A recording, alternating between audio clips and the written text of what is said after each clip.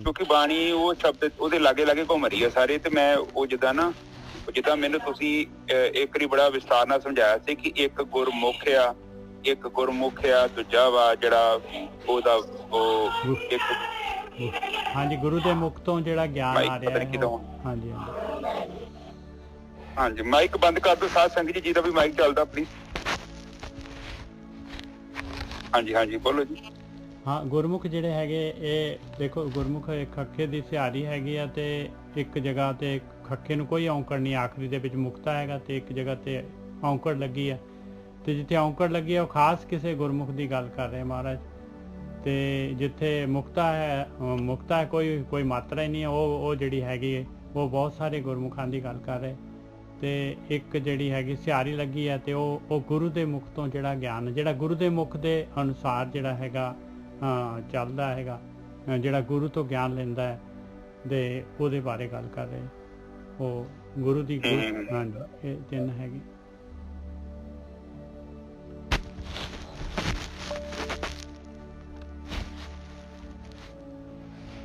ਹਾਂਜੀ ਠੀਕ ਹੈ ਜੀ ਤੇ ਉਹੀ ਹੈ ਨਿੱਜਰ ਸਾਹਿਬ ਮੈਂ ਵੀ ਉਹਦੇ ਬਾਰੇ ਨਾ ਕੱਲ ਦਾ ਉਹ ਸ਼ਬਦ ਦੀ ਗੱਲ ਚੱਲਦੇ ਆ ਸ਼ਬਦ ਦੇ ਵਿੱਚ ਵੀ ਨਾ ਉਹ ਗੱਲ ਸਹੀ ਉਹਨਾਂ ਨੇ ਵੈਸੇ ਲੇਟਰ ਔਨ ਮੈਂ ਕਰਦਾ ਡਿਸਕਸ ਥੋੜਾ ਜਿਹਾ ਰੁਕ ਜਾਓ 2-4 ਮਿੰਟ ਥੋੜਾ ਪਾਣੀ ਦੇ ਵਿੱਚ ਹੀ ਥੋੜੀ ਸੰਗਤ ਹੋਰ ਆ ਜਾਊਗੀ ਕਿਉਂਕਿ ਸਾਰਿਆਂ ਦਾ ਭਲਾ ਹੋ ਜਾਊਗਾ ਹਾਂ ਬਿਲਕੁਲ ਵਧੀਆ ਜੀ ਬਹੁਤ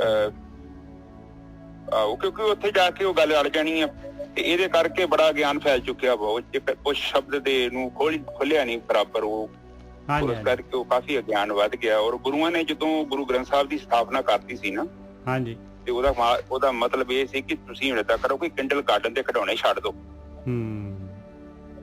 ਕਿਉਂਕਿ ਤੁਸੀਂ ਬੱਚੇ ਨਹੀਂ ਰਹਿ ਗਏ ਤੁਸੀਂ ਹੁਣ ਤੁਹਾਡੀ ਅਵਸਥਾ ਉੱਚੀ ਹੋ ਗਈ ਵੀਰ ਜੀ ਜੀਵ ਤੇ ਜੀਵ ਆਤਮਾ ਦਾ ਵੀ ਥੋੜਾ ਜਿਹਾ ਦੱਸਿਓ ਕਿਉਂਕਿ ਕਦੇ ਆਪਾਂ ਜੀਵ ਕਹਿ ਦਿੰਦੇ ਆ ਕਦੇ ਜੀਵ ਆਤਮਾ ਕਹਿ ਦਿੰਦੇ ਆ ਕਦੇ ਆਤਮਾ ਕਹਿ ਦਿੰਦੇ ਆ ਜਸਟ ਫॉर ਕਲੈਰੀਫਿਕੇਸ਼ਨ ਹਾਂਜੀ ਉਹ ਕੋਈ ਉਹ ਐਡੀ ਦੀ ਗੱਲ ਹੈਗੀ ਉਹ ਪਤਾ ਕੀ ਆ ਜਦੋਂ ਕਿਸੇ ਚੀਜ਼ ਦੀ ਆਪਾਂ ਸਟਾਰਟਿੰਗ ਕਰਦੇ ਆ ਤੇ ਸਟਾਰਟਿੰਗ ਆਪਾਂ ਕਿਸੇ ਹੋਰ ਤਰੀਕੇ ਨਾਲ ਕਰਦੇ ਮੁੜ ਕੇ ਸਮੇਂ ਦੇ ਨਾਲ ਜਿਹੜੀ ਹੈ ਨਾ ਦੇਖੋ ਗੁਰੂਆਂ ਨੇ ਉਹ ਚੀਜ਼ ਸ਼ੁਰੂ ਕੀਤੀ ਫਿਰ ਗੁਰੂਆਂ ਨੇ ਜਿਹੜੀ ਪ੍ਰੀਵੀਅਸ ਸੀ ਬਾਣੀ ਦਾ ਉਚਾਰਨ ਕੀਤਾ ਬਾਅਦ ਦੇ ਵਿੱਚ ਉਹਨਾਂ ਨੇ ਗੁਰੂ ਗ੍ਰੰਥ ਸਾਹਿਬ ਦੀ ਸਥਾਪਨਾ ਕੀਤੀ ਉਹਦਾ ਕਾਰਨ ਇਹੋ ਹੀ ਸੀ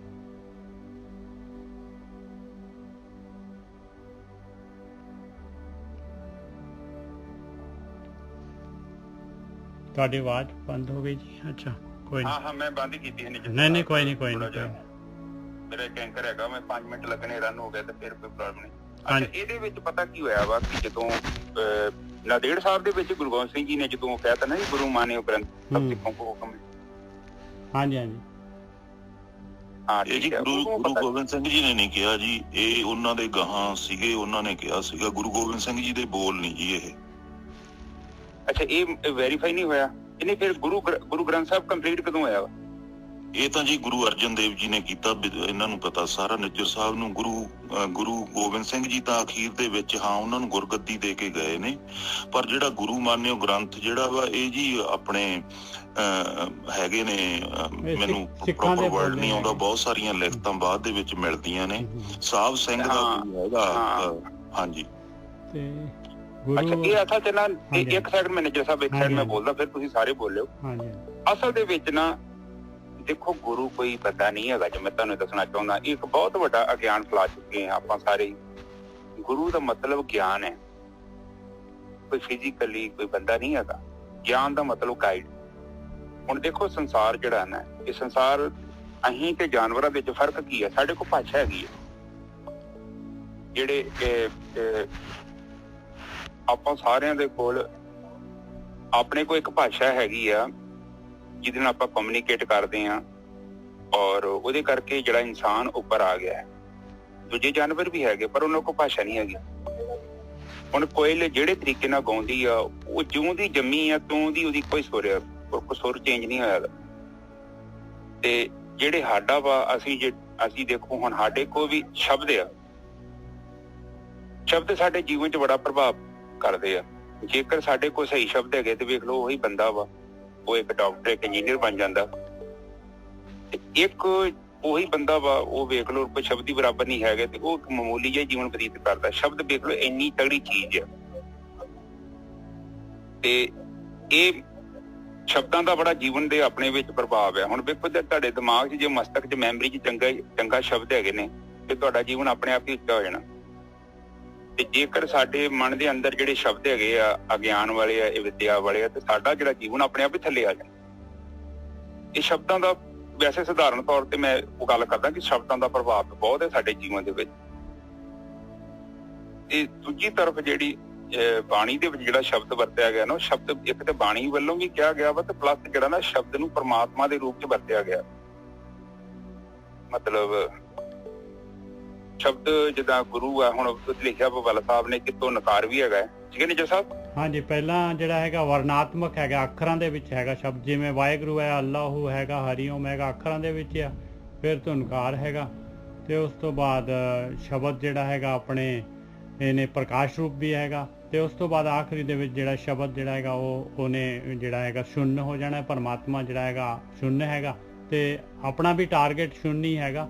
ਤੇ ਆਹ ਸਟੇਜਾਂ ਹੈਗੀਆਂ ਉਹਦੀ। ਹਾਂਜੀ ਗੁਰਕੀ ਸਾਹਿਬ। ਹਾਂ ਬਿਲਕੁਲ ਠੀਕ ਹੈ। ਇਹਦੇ ਵਿੱਚ ਫਿਰ ਜਿੱਦਾਂ ਨਾ ਹੁਣ ਆੜੀ ਤੁਕ ਹੈਗੀ ਨਾ, ਮੈਂ ਇੱਕ ਸੈਕਿੰਡ ਤੁਕ ਬੋਲਦਾ। ਉਹਨਾਂ ਨੇ ਸ਼ਰਧਾ ਨੇ ਨਾ ਸਵਾਲ ਕੀਤਾ ਸੀ, ਪਵਨ ਗੁਰੂ ਜਿਸਕਾ ਤੂੰ ਚੇਲਾ। ਉੱਥੇ ਉਹਨਾਂ ਨੇ ਇਹ ਸਵਾਲ ਕੀਤਾ ਕਿ ਤੁਹਾਡੇ ਪਹਿਰਾਵੇ ਤੋਂ ਪਤਾ ਨਹੀਂ ਲੱਗਦਾ, ਨਾ ਤੇ ਪਤਾ ਲੱਗਦਾ ਤੁਸੀਂ ਹਿੰਦੂ ਜੋ, ਨਾ ਪਤਾ ਲੱਗਦਾ ਤੁਸੀਂ ਮੁਸਲਿਮ ਜੋ, ਨਾ ਪਤਾ ਲੱਗਦਾ ਬੁੱਧਿਸਟ, ਕਿਉਂਕਿ ਉਦੋਂ ਇਹ ਪ੍ਰਚਲਿਤ ਸੀ ਕਿ ਜਿਹੜਾ ਤਿੰਨ ਚਾਰ ਧਰਮ, ਨਾ ਜੈਨੀ ਜੋ। ਤਾਂ ਉਹਨਾਂ ਨੇ ਇਹ ਸਵਾਲ ਕੀਤਾ ਕਿ ਪਵਨ ਗੁਰੂ ਕੀ ਮਤਲਬ, ਇਹ ਪ੍ਰੇਰਨਾ ਤੁਹਾਨੂੰ ਕਿੱਥੋਂ ਮਿਲਦੀ ਹੈ? ਤੇ ਇਹਦੇ ਵਿੱਚ ਜਿਹੜੀ ਅਗਲੀ ਤੁਕ 'ਚ ਉਹਨਾਂ ਨੇ ਜਿਹੜਾ ਜਵਾਬ ਦਿੱਤਾ, ਉਹਨਾਂ ਨੇ ਕਿਹਾ ਸ਼ਬਦ ਗੁਰੂ ਸੁਰਤ ਤੋਂ ਨਚੇਲਾ। ਹੁਣ ਇਹ ਵੇਖੋ ਇੱਥੇ ਜਿਹੜਾ ਸ਼ਬਦ ਹੈ ਨਾ, ਸ਼ਬਦ ਤੋਂ ਭਾਵ ਆ ਨਿਰਾਕਾਰ। ਆਪਾਂ ਸ਼ਬਦ ਬੋਲਦੇ ਹਾਂ, ਉਹਦੀ ਕੋਈ ਆਕਾਰ ਹੈਗਾ? ਦੱਸੋ, ਕੋਈ ਆਕਾਰ ਨਹੀਂ ਹੈਗਾ। ਉਸ ਤੋਂ ਬਾਅਦ ਜਿਹੜੀ ਆ ਸੁਰਤ ਆ, ਉਹ ਵੀ ਨਿਰਾਕਾਰ ਹੈ। ਹੁਣ ਇਹ ਤੇ ਵੇਖੋ, ਫਿਰ ਜੇ ਲੜੀ ਨੂੰ ਵੇਖੋਗੇ ਪਤਾ ਲੱਗਦਾ ਸ਼ਬਦ ਗੁਰੂ ਸੁਰਤ ਤੋਂ ਨਚੇਲਾ। ਜਦੋਂ ਸ਼ਬਦ ਆਪਾਂ ਉਚਾਰਨ ਕਰਦੇ ਹਾਂ ਤੇ ਸੁਰਤੀ ਜਿਹੜੀ ਉਹਦੀ ਧੁਨੀ ਚ ਲਾਉਂਦੇ ਆ। ਨਿੱਜਰ ਸਾਹਿਬ? ਹਾਂਜੀ ਬਿਲਕੁਲ ਠੀਕ ਹੈ ਜੀ। ਇਹ ਪਤਾ ਕੀ ਹੁੰਦਿਆ,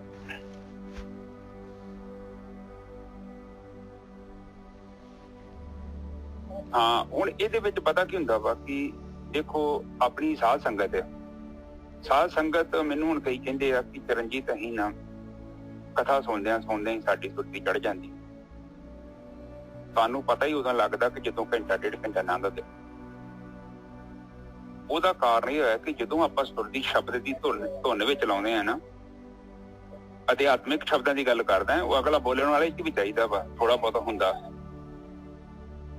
ਤੇ ਉਹਦੇ ਵਿੱਚ ਕੀ ਹੁੰਦਾ ਕਿ ਜਦੋਂ ਆਪਾਂ ਸੁਰਤੀ ਆਪਣੀ ਪੂਰੀ ਇਕਾਗਰ ਕਰ ਲੈਂਦੇ ਹਾਂ ਸ਼ਬਦਾਂ ਦੇ ਵਿੱਚ, ਜਿਹੜੇ ਸ਼ਬਦ ਆਉਂਦੇ ਨੇ ਪਰਮਾਤਮਾ ਦੇ ਤਰਫੋਂ, ਜਿਹੜੀ ਪਰਮਾਤਮਾ ਦੀ ਬਾਣੀ ਹੈ ਜਿੱਦਾਂ ਆਪਾਂ ਬੋਲਦੇ ਹਾਂ, ਉਹ ਜਿਵੇਂ ਆਪਾਂ ਸੁਣਦੇ ਹਾਂ ਤੇ ਸਾਡੀ ਜਿਹੜੀ ਮਨ ਦੀ ਨਾ ਇਕਾਗਰਤਾ ਇੰਨੀ ਇਕੱਠੀ ਹੋ ਜਾਂਦੀ ਆ ਕਿ ਆਪਾਂ ਵਰਤਮਾਨ ਕਾਲ 'ਚ ਆ ਜਾਂਦੇ। ਗੁਰੂ ਨਾਨਕ ਪਾਤਸ਼ਾਹ ਜੀ ਨੇ ਵੀ ਇਸੇ ਚੀਜ਼ ਨੂੰ ਹੀ ਇਸਤੇਮਾਲ ਕੀਤਾ ਸੀ। ਜਦੋਂ ਗਾਉਂਦੇ ਸੀ ਨਾ, ਕੀਰਤਨ ਕਰਦੇ ਸੀ ਨਿੱਜਰ ਸਾਹਿਬ, ਹਾਂਜੀ ਹਾਂਜੀ, ਉਸ ਟਾਈਮ ਤੇ ਉਹ ਇੰਨੀ ਇਕਾਗਰਤਾ ਨਾਲ ਗਾਉਂਦੇ ਸੀ, ਗਾਉਂਦੇ ਹੀ ਸੁਰਤੀ ਚੜ ਜਾਂਦੀ।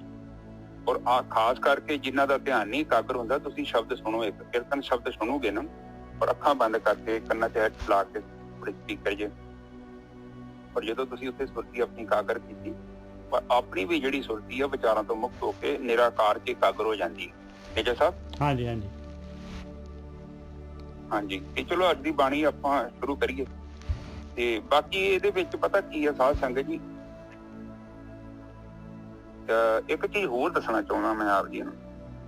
ਦੂਜੀ ਤਰਫ ਨਾ ਇੱਕ ਗੱਲ ਹੈ ਵਾ, ਉਹਨੂੰ ਕਲੀਅਰ ਕਰਨਾ ਬੜਾ ਜ਼ਰੂਰੀ ਹੈ। ਜਿਹੜਾ ਦੇਹਧਾਰੀ ਬੰਦਾ ਵਾ, ਉਹਦੇ ਬਾਰੇ ਮੈਂ ਸੋਚਦਾ ਕਿ ਮਤਲਬ ਏਦਾਂ ਵਾ ਕਿ ਕਿਹਾ ਜਾਂਦਾ ਨਾ ਕਿ ਦੇਹਧਾਰੀ ਗੁਰੂ ਬੜਾ ਜ਼ਰੂਰੀ ਹੈ ਆਪਾਂ ਨੂੰ ਬ੍ਰਹਮ ਦੇ ਨਾਲ ਜੁੜਨ ਵਾਸਤੇ। ਉਹ ਜਿਹੜਾ ਬ੍ਰਹਮ ਜਿਹੜਾ ਨਾ, ਉਹ ਨਹੀਂ ਜੁੜਦਾ ਜੇਕਰ ਸੋਚਦਾ ਕਿ ਜਿਹੜਾ ਦੇਹਧਾਰੀ ਬੰਦਾ ਵਾ ਉਹ ਇੱਕ ਫਿਊਜ਼ ਦਾ ਕੰਮ ਕਰਦਾ।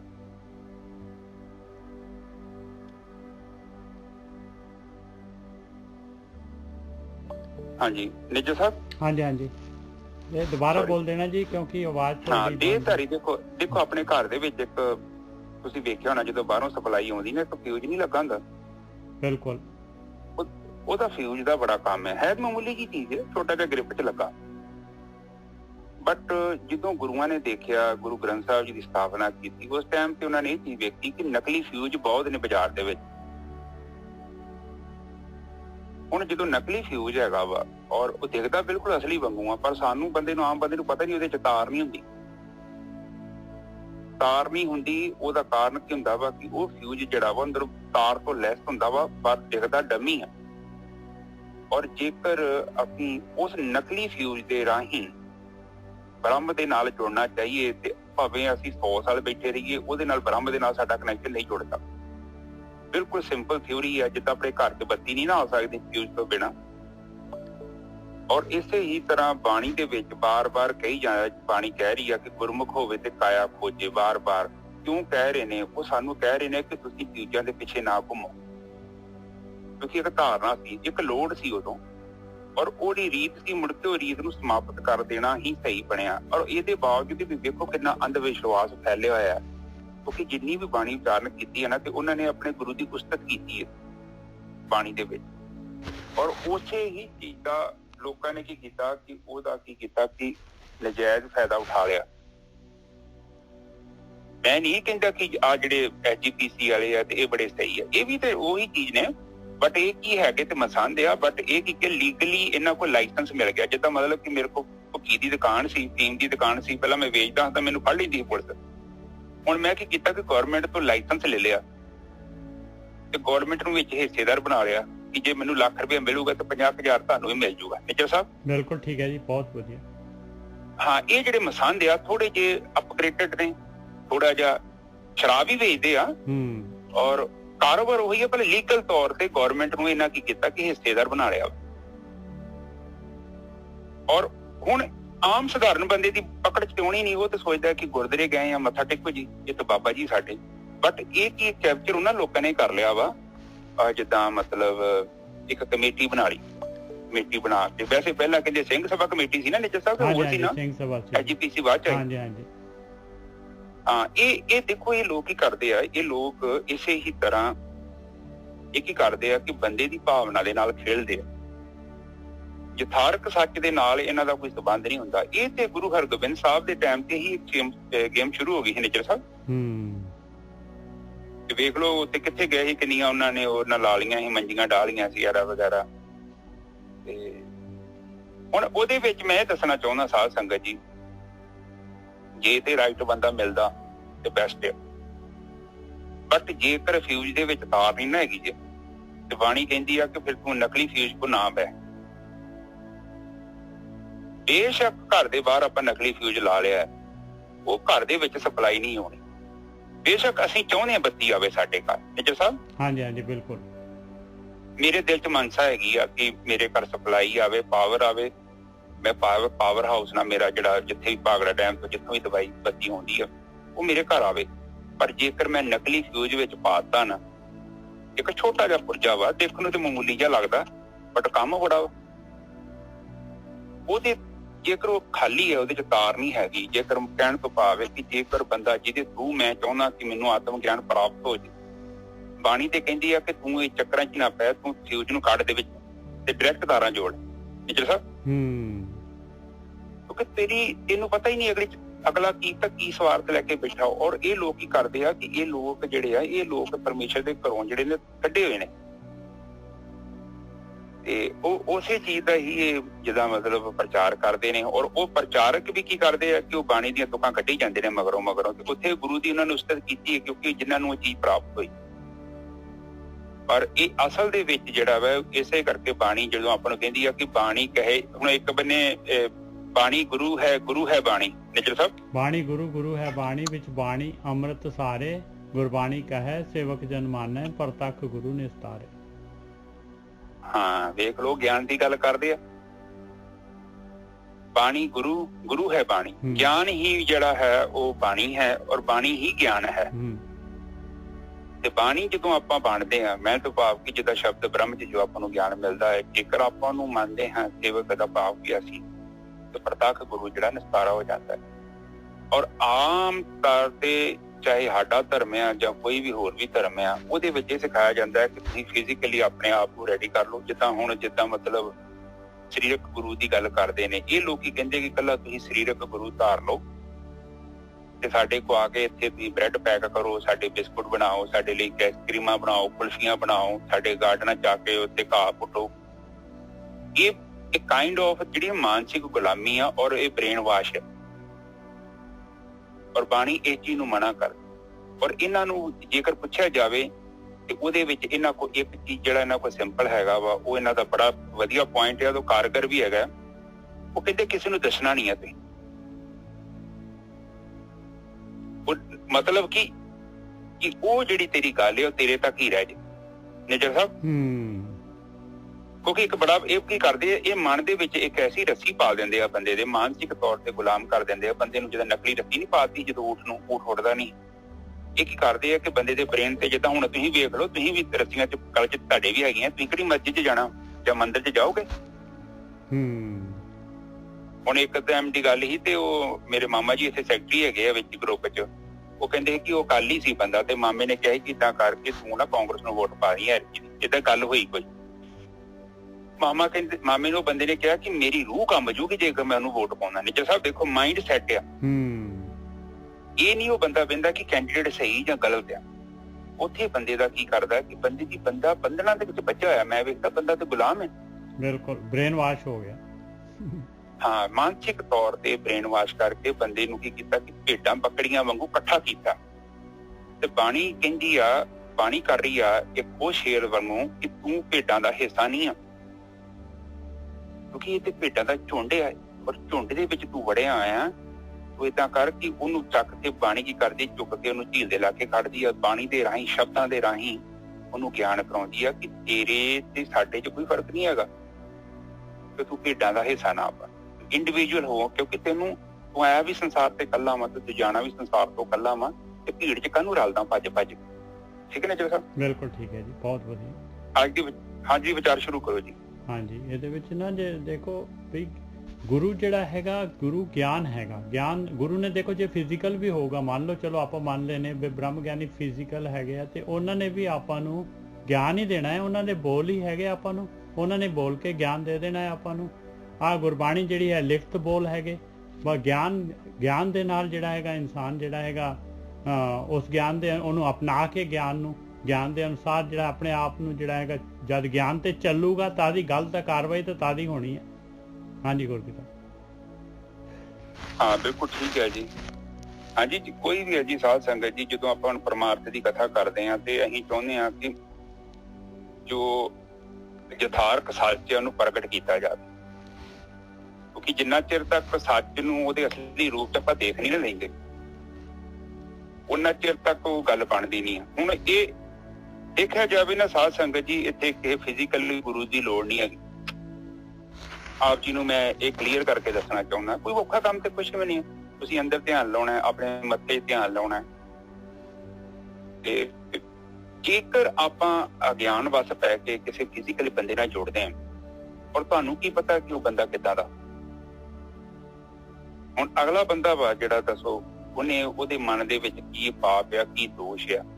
ਹੁਣ ਜਦੋਂ ਇੱਕ ਫਿਊਜ਼ ਸੜਿਆ ਹੋਇਆ, ਜਿਹੜਾ ਫਿਊਜ਼ ਆਪਣਾ, ਉਹਦੀ ਤਾਰ ਹੀ ਨਹੀਂ ਹੈਗੀ, ਔਰ ਉਹਦੇ ਥਰੂ ਬੇਸ਼ੱਕ ਆਪਣੇ ਮਨ 'ਚ ਅਸਲੀਅਤ ਦੇ ਤੌਰ ਤੇ ਆਪਾਂ ਚਾਹੁੰਦੇ ਕਿ ਅਸੀਂ ਬ੍ਰਾਹਮਣ ਨਾਲ ਮਿਲਣਾ ਚਾਹੁੰਦੇ, ਪਰ ਜਿਹੜਾ ਬੰਦਾ ਖੁਦ ਆਪ ਨਹੀਂ ਜੁੜਿਆ ਉਹ ਤੁਹਾਨੂੰ ਕਿੱਥੋਂ ਜੋੜ ਦੂ। ਇੱਕ ਸਿੰਪਲ ਜੀ ਗੱਲ ਆ, ਜਿਹੜੇ ਬੰਦੇ ਕੋਲ ਆਪ ਨਹੀਂ ਆਤਮ ਗਿਆਨ, ਉਹ ਬੰਦਾ ਦੂਜੇ ਨੂੰ ਕਿੱਥੋਂ ਦੇ ਦੂਗਾ। ਮੈਂ ਇਹ ਚਾਹੁੰਦਾ ਕਿ ਤੁਸੀਂ 5-7 ਸਾਲ ਵੱਧ ਲਾ ਲਿਓ, ਪਰ ਗਿਆਨ ਕਿਸੇ ਦਾ ਨਾ ਲਿਓ। ਹੋਰ ਜੋ ਮਰਜ਼ੀ ਕਰ ਲਿਓ, ਉਹਦੇ ਨਾਲ ਕੋਈ ਫਰਕ ਨਹੀਂ ਪੈਂਦਾ, ਪਰ ਜਿਹੜਾ ਗਿਆਨ ਹੈ ਉਹ ਸਾਡਾ ਆਪਣਾ ਚਾਹੀਦਾ। ਕਿਉਂਕਿ ਇਸ ਸੰਸਾਰ ਤੋਂ ਜਦੋਂ ਬੰਦਾ ਜਾਂਦਾ ਹੈ ਨਾ, ਤੇ ਉਹੀ ਸਾਡੇ ਨਾਲ ਚੱਲਦੀ ਆ ਜਿਹੜੀ ਚੀਜ਼ ਸਾਡੀ ਆ, ਤੇ ਜਿਹੜੀ ਚੀਜ਼ ਅਸੀਂ ਬੋਰੋ ਕੀਤੀ ਆ। ਹੁਣ ਇੱਕ ਚੀਜ਼ ਨੂੰ ਆਪ ਸਮਝੋ, ਹੁਣ ਤੁਸੀਂ ਕਹੋਗੇ ਕਿ ਵੀਰ ਜੀ ਗਿਆਨ ਆਪਣਾ ਕਿੱਦਾਂ ਕੰਮ ਆਊਗਾ। ਹੁਣ ਆਪਾਂ ਸਧਾਰਨ ਤੌਰ ਤੇ ਪੁਲ ਦੇ ਉੱਤੋਂ ਲੰਘਦੇ ਹਾਂ, ਹਜ਼ਾਰਾਂ ਵਾਰੀ ਲੰਘੇ, ਮੇਰੇ ਲਾਗੇ ਪੁਲ ਹੈਗਾ। ਹੁਣ ਉਹ ਪੁਲ ਦੇ ਉੱਤੇ ਸਾਡਾ ਸੰਬੰਧ ਕੀ ਆ? ਬਾਣੀ ਵੀ ਆਪਾਂ ਤਾਂ ਪੜ੍ਹਦੇ ਹਾਂ। ਹੁਣ ਬਾਣੀ ਆਪਾਂ ਜਦੋਂ ਪੜ੍ਹਦੇ ਹਾਂ ਤਾਂ ਆਪਾਂ ਪੁਲ ਦੇ ਉੱਤੇ ਜਦੋਂ ਲੰਘਦੇ ਨਾ ਉਵੇਂ ਜਾਂਦੇ, ਉਹ ਸਿਸਟਮ ਹੈ। ਹੁਣ ਨਦੀ ਦੀ ਗਹਿਰਾਈ ਕਿੰਨੀ ਸੀ ਉਹ ਸਾਨੂੰ ਨਹੀਂ ਪਤਾ, ਪਰ ਜਿਨ੍ਹਾਂ ਨੇ ਪੁਲ ਬਣਾਇਆ ਉਹਨੂੰ ਬਹੁਤ ਚੰਗੀ ਤਰ੍ਹਾਂ ਪਤਾ। ਨਿੱਜਰ ਸਾਹਿਬ, क्योंकि 1.5 साल वो उस जगह च रहे ने। उस जगह च उन्होंने कंस्ट्रक्शन की है, वो कंस्ट्रक्शन करके उन्होंने सारा वेख्या कि पानी किहड़े सीजन आउंदा वा, किहड़े सीजन घट आउंदा वा, पानी का रंग किदों हुंदा वा, सियाल दे टाइम ते नीला हो जाता है जां दूजे टाइम ते आ हो जाता। बहुत ज्यादा एनालाइज किया। वो 2-2.5 साल वो पुल बनाउंदे ने उत्ते। इसे ही तरह बाणी भी है। बाणी की कहती है कि तेनू एक पुल बनाने वाले वांगू पूरा ये जाना पऊगा। जे तू रोड वांगू उत्ते पुल की वरतों करदा है, उत्तों दी लंघदा है, ते तेनू पुल के बारे कुछ ही नहीं पता, तेनू नदी का भी नहीं पता। निजर साहब किन्ने क पुल आपां नूं याद ने जिहड़े आपां उत्तों दी लंघदे, लंघ के गल खत्म हो गई। ते बाणी चाहुंदी है कि रिलैक्चुअली सानू उस अवस्था च जाना पैना और उस अवस्था नूं खुद अनुभव करना पैना, तां साडे जीवन का हिस्सा पैना। हाँ जी, ठीक है। हाँ जी, बिल्कुल ठीक है जी। अज असी 1250 अंग तो ज्ञान शुरू करना है जी। 34वीं जिहड़ी हैगी सारंग राग की जिहड़ी पौड़ी आपां ने लैनी है। इस तो पहला महाराज ने आपां नूं दस्सिया सीगा 33वीं पौड़ी दे विच भी किस तरीके दे नाल आपां इंसान जिहड़ा हैगा अपने बच्चे ते घर वाली पुत्र कलत्तर जिहड़े हैगे परिवार दे विच जिहड़ा हैगा अपना इहदे मोह दे विच ही जिहड़ा हैगा सारा समा अपना गुजार दिंदा है। ते और कि महाराज कहते फिर जिहड़ा हैगा मन जिहड़ा हैगा स्थिर नहीं रहिंदा संसार दे विच। ते जे आपां जे ब्रह्म ज्ञान जिहड़ा हैगा जो अपने गुरु कहते हैं, जो उन्होंने ज्ञान दिता है, उहदे अनुसार जे आपां उहनूं वरतांगे ते ध्यान सिमरन करांगे तो आपां जिहड़ा हैगा मन स्थिर हो जाएगा और इस तरीके नाल मालिक की बख्शिश हो जाती है। और जिहड़ा हैगा आपां भी सुन हैगे आ, सुन दे विच जिहड़े हैगे समा जांदे आ। जद अपने कोल 5 तत्तां दा जिहड़ा हैगा ये माया जिहड़ी हैगी इहनूं आपां ओवरकम कर लैने। श्लोक महला तीजा। माया मोह विसारिया गुर का पाओ हेत अपार। कहते ऐसा इन्नी मालक परमात्मा ने माया इन्नी प्रबल इन्नी शक्तिशाली बनाई हुई है, इहदा मोह इन्ना जिहड़ा हैगा ताकतवर हैगा कि इन्हें गुरु दे नाल जिहड़ा हैगा प्यार और गुरु दा रिस्पैक्ट जिहड़ा हैगा इन्हें नहीं जिहड़ा हैगा इन्हें लगन देना। माया मोह विसारिया गुर का पाओ हेत अपार। माया दे विच इन्नी और मालक परमात्मा दे नाल तां अपना जिहड़ा हैगा जद ज्ञान ही नहीं प्राप्त होऊगा आपां नूं ते मालक वाल नूं किहड़े पासे नूं आपां ओहदे नाल किहड़ा हेत होऊगा अपना। माया मोह विसारिया गुर का पाओ हेत अपार। लोभ लहर शुद्ध मत गई सच ना लगे प्यार। कहते ऐसा माया का मोह ऐसी है लोभ की ऐसी लहर आती है कि इंसान नूं पूरी तरह जिहड़ा हैगा डोब दिंदी है और ओहदी जिहड़ी है सूझ जिहड़ी हैगी सुधी जिहड़ी हैगी ओहदी वो मत जिहड़ी हैगी आ जिहदे नाल उहने विवेक बुद्धि जिहड़ी है वो कहंदे आ चली जाती है, ओहदी वो विचारहीन हो जाता है इंसान और ओहदा सच दे नाल प्यार ही नहीं पैंदा। गुरमुखे जिन्ना शब्द मन वसै दरगह मोख द्वार। कहते गुरु दे राही ज्ञान दे राही जिन्ना दे अंदर ज्ञान ने की करना है आपां नूं रियलिटी दसनी है, आपां नूं सच्चाई दसनी है, आपां नूं जिहड़ा हैगा ये ज्ञान ने दसना है। दो रस्ते है भाई, एक मालक वाल नूं जांदा है, एक माया वाल नूं जांदा है ते दोनों दे बारे जिहड़ा हैगा दोनों दे जे विच की हैगा और दोनों रस्तियां ते जे तू इधर नहीं जाएगा इधर जाएगा तां की होगा, इधर जाएगा तां की होगा, ओहदे बारे ज्ञान देना है। गुरमुखे जिन्ना शब्द मन वसै दरगह मोख द्वार। जिन्हां दे अंदर शब्द जिहड़ा हैगा वो परमात्मा दा हुक्म, वो शब्द जिहदे द्वारा जिहड़ा हैगा वो मालक परमात्मा की जिहड़ी हैगी है सुन दे विच जिहड़ा हैगा आपां ने ये माया तो उपर उठना है। जिन्हां दे मन दे विच वस जांदा है, जिहड़े इस पासे नूं गति करदे आ ते अपने अंदर जिहड़ा हैगा ध्यान सिमरन करदे आ। क्योंकि शब्द मन वसे की है भी शब्द मन वसिया, शब्द का मतलब है भी मालक परमात्मा असली है। आपां मालक परमात्मा नूं मिलण वास्ते आए हैं। भई पर आपत मानुक दे ओरिया गोबिंद मिलन की ये तेरी बरिया। आ चीज़ जिन्हां दे अंदर वस जाती है, जिहड़े इस पासे गति करते हैं, कहते फिर वो परमात्मा दरगाह च चले जाते, अपनी अंदर आत्मा दे विच लीन हो जाते हैं। माया जिहड़ी हैगी आकार जिहड़ा हैगा उस तो उपर उठ जाते हैं, मुक्ति का द्वार जिहड़ा हैगा उन्हां नूं लभ जाता है। ये सारा कुछ जिहड़ा हैगा नानक आपे मिल लए आपे बख्शणहार। ਇਹ ਮਾਲਕ ਪਰਮਾਤਮਾ ਦੀ ਖੇਡ ਹੈਗੀ ਆ। ਉਹ ਖੇਡ ਨੂੰ ਪੂਰੀ ਤਰ੍ਹਾਂ ਦੇਖ ਰਿਹਾ ਆ, ਔਰ ਜੋ ਜਿਸ ਤਰ੍ਹਾਂ ਦੀ ਜਿਹਦੀ ਅੰਦਰ ਭਾਵਨਾ ਹੁੰਦੀ ਆ ਉਸੇ ਤਰੀਕੇ ਦੇ ਨਾਲ ਉਹ ਮਾਲਕ ਪਰਮਾਤਮਾ ਦੀ ਬਖਸ਼ਿਸ਼ ਹੁੰਦੀ ਆ। ਮਿਲਾਉਣਾ ਉਸੇ ਨੇ ਹੈਗਾ ਔਰ ਬਖਸ਼ਿਸ਼ ਉਸੇ ਨੇ ਕਰਨੀ। ਹਾਂਜੀ ਗੁਰੂ ਸਾਹਿਬ। ਸ਼ਲੋਕ ਮਹਲਾ ਤੀਜਾ। ਮਾਇਆ ਮੋਹ ਵਿਸਾਰਿਆ ਗੁਰ ਕਾ ਭਾਉ ਹੇਤ ਅਪਾਰ, ਲੋਭ ਲਹਿਰ ਸੁਧ ਮਤ ਗਈ ਸੱਚ ਨਾ ਲਗੇ ਪਿਆਰ। ਹਾਂਜੀ ਵੀਰ।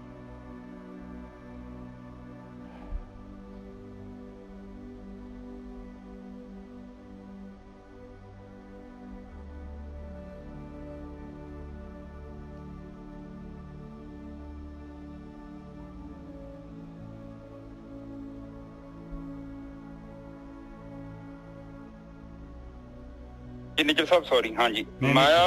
ਮਾਇਆ ਮੋਹ ਵਿਸਾਰਿਆ ਗੁਰ ਕਾ ਭਉ ਹੇਤ ਅਪਾਰ, ਇਹ ਥੋੜਾ ਜਿਹਾ ਬੋਲ ਦੋ ਨਿੱਜਰ ਸਾਹਿਬ। ਹਾਂਜੀ ਹਾਂਜੀ। ਮਾਇਆ ਦਾ ਮੋਹ ਜਿਹੜਾ ਹੈਗਾ, ਮਾਇਆ ਦੇ ਪ੍ਰਤੀ ਆਪਣਾ ਜਿਹੜਾ ਹੈ, ਕਿਉਂਕਿ ਇਹ ਜੋ ਕੁਝ ਵੀ ਆਪਾਂ ਨੂੰ ਦਿਸ ਰਿਹਾ ਆ, ਜੋ ਪਦਾਰਥ ਹੈਗਾ, ਮਾਇਆ ਮਤਲਬ ਆਕਾਰ, ਜੋ ਕੁਝ ਵੀ ਦਿਸ ਰਿਹਾ ਇਹਦਾ ਮੋਹ ਹੈ ਆਪਣੇ ਅੰਦਰ।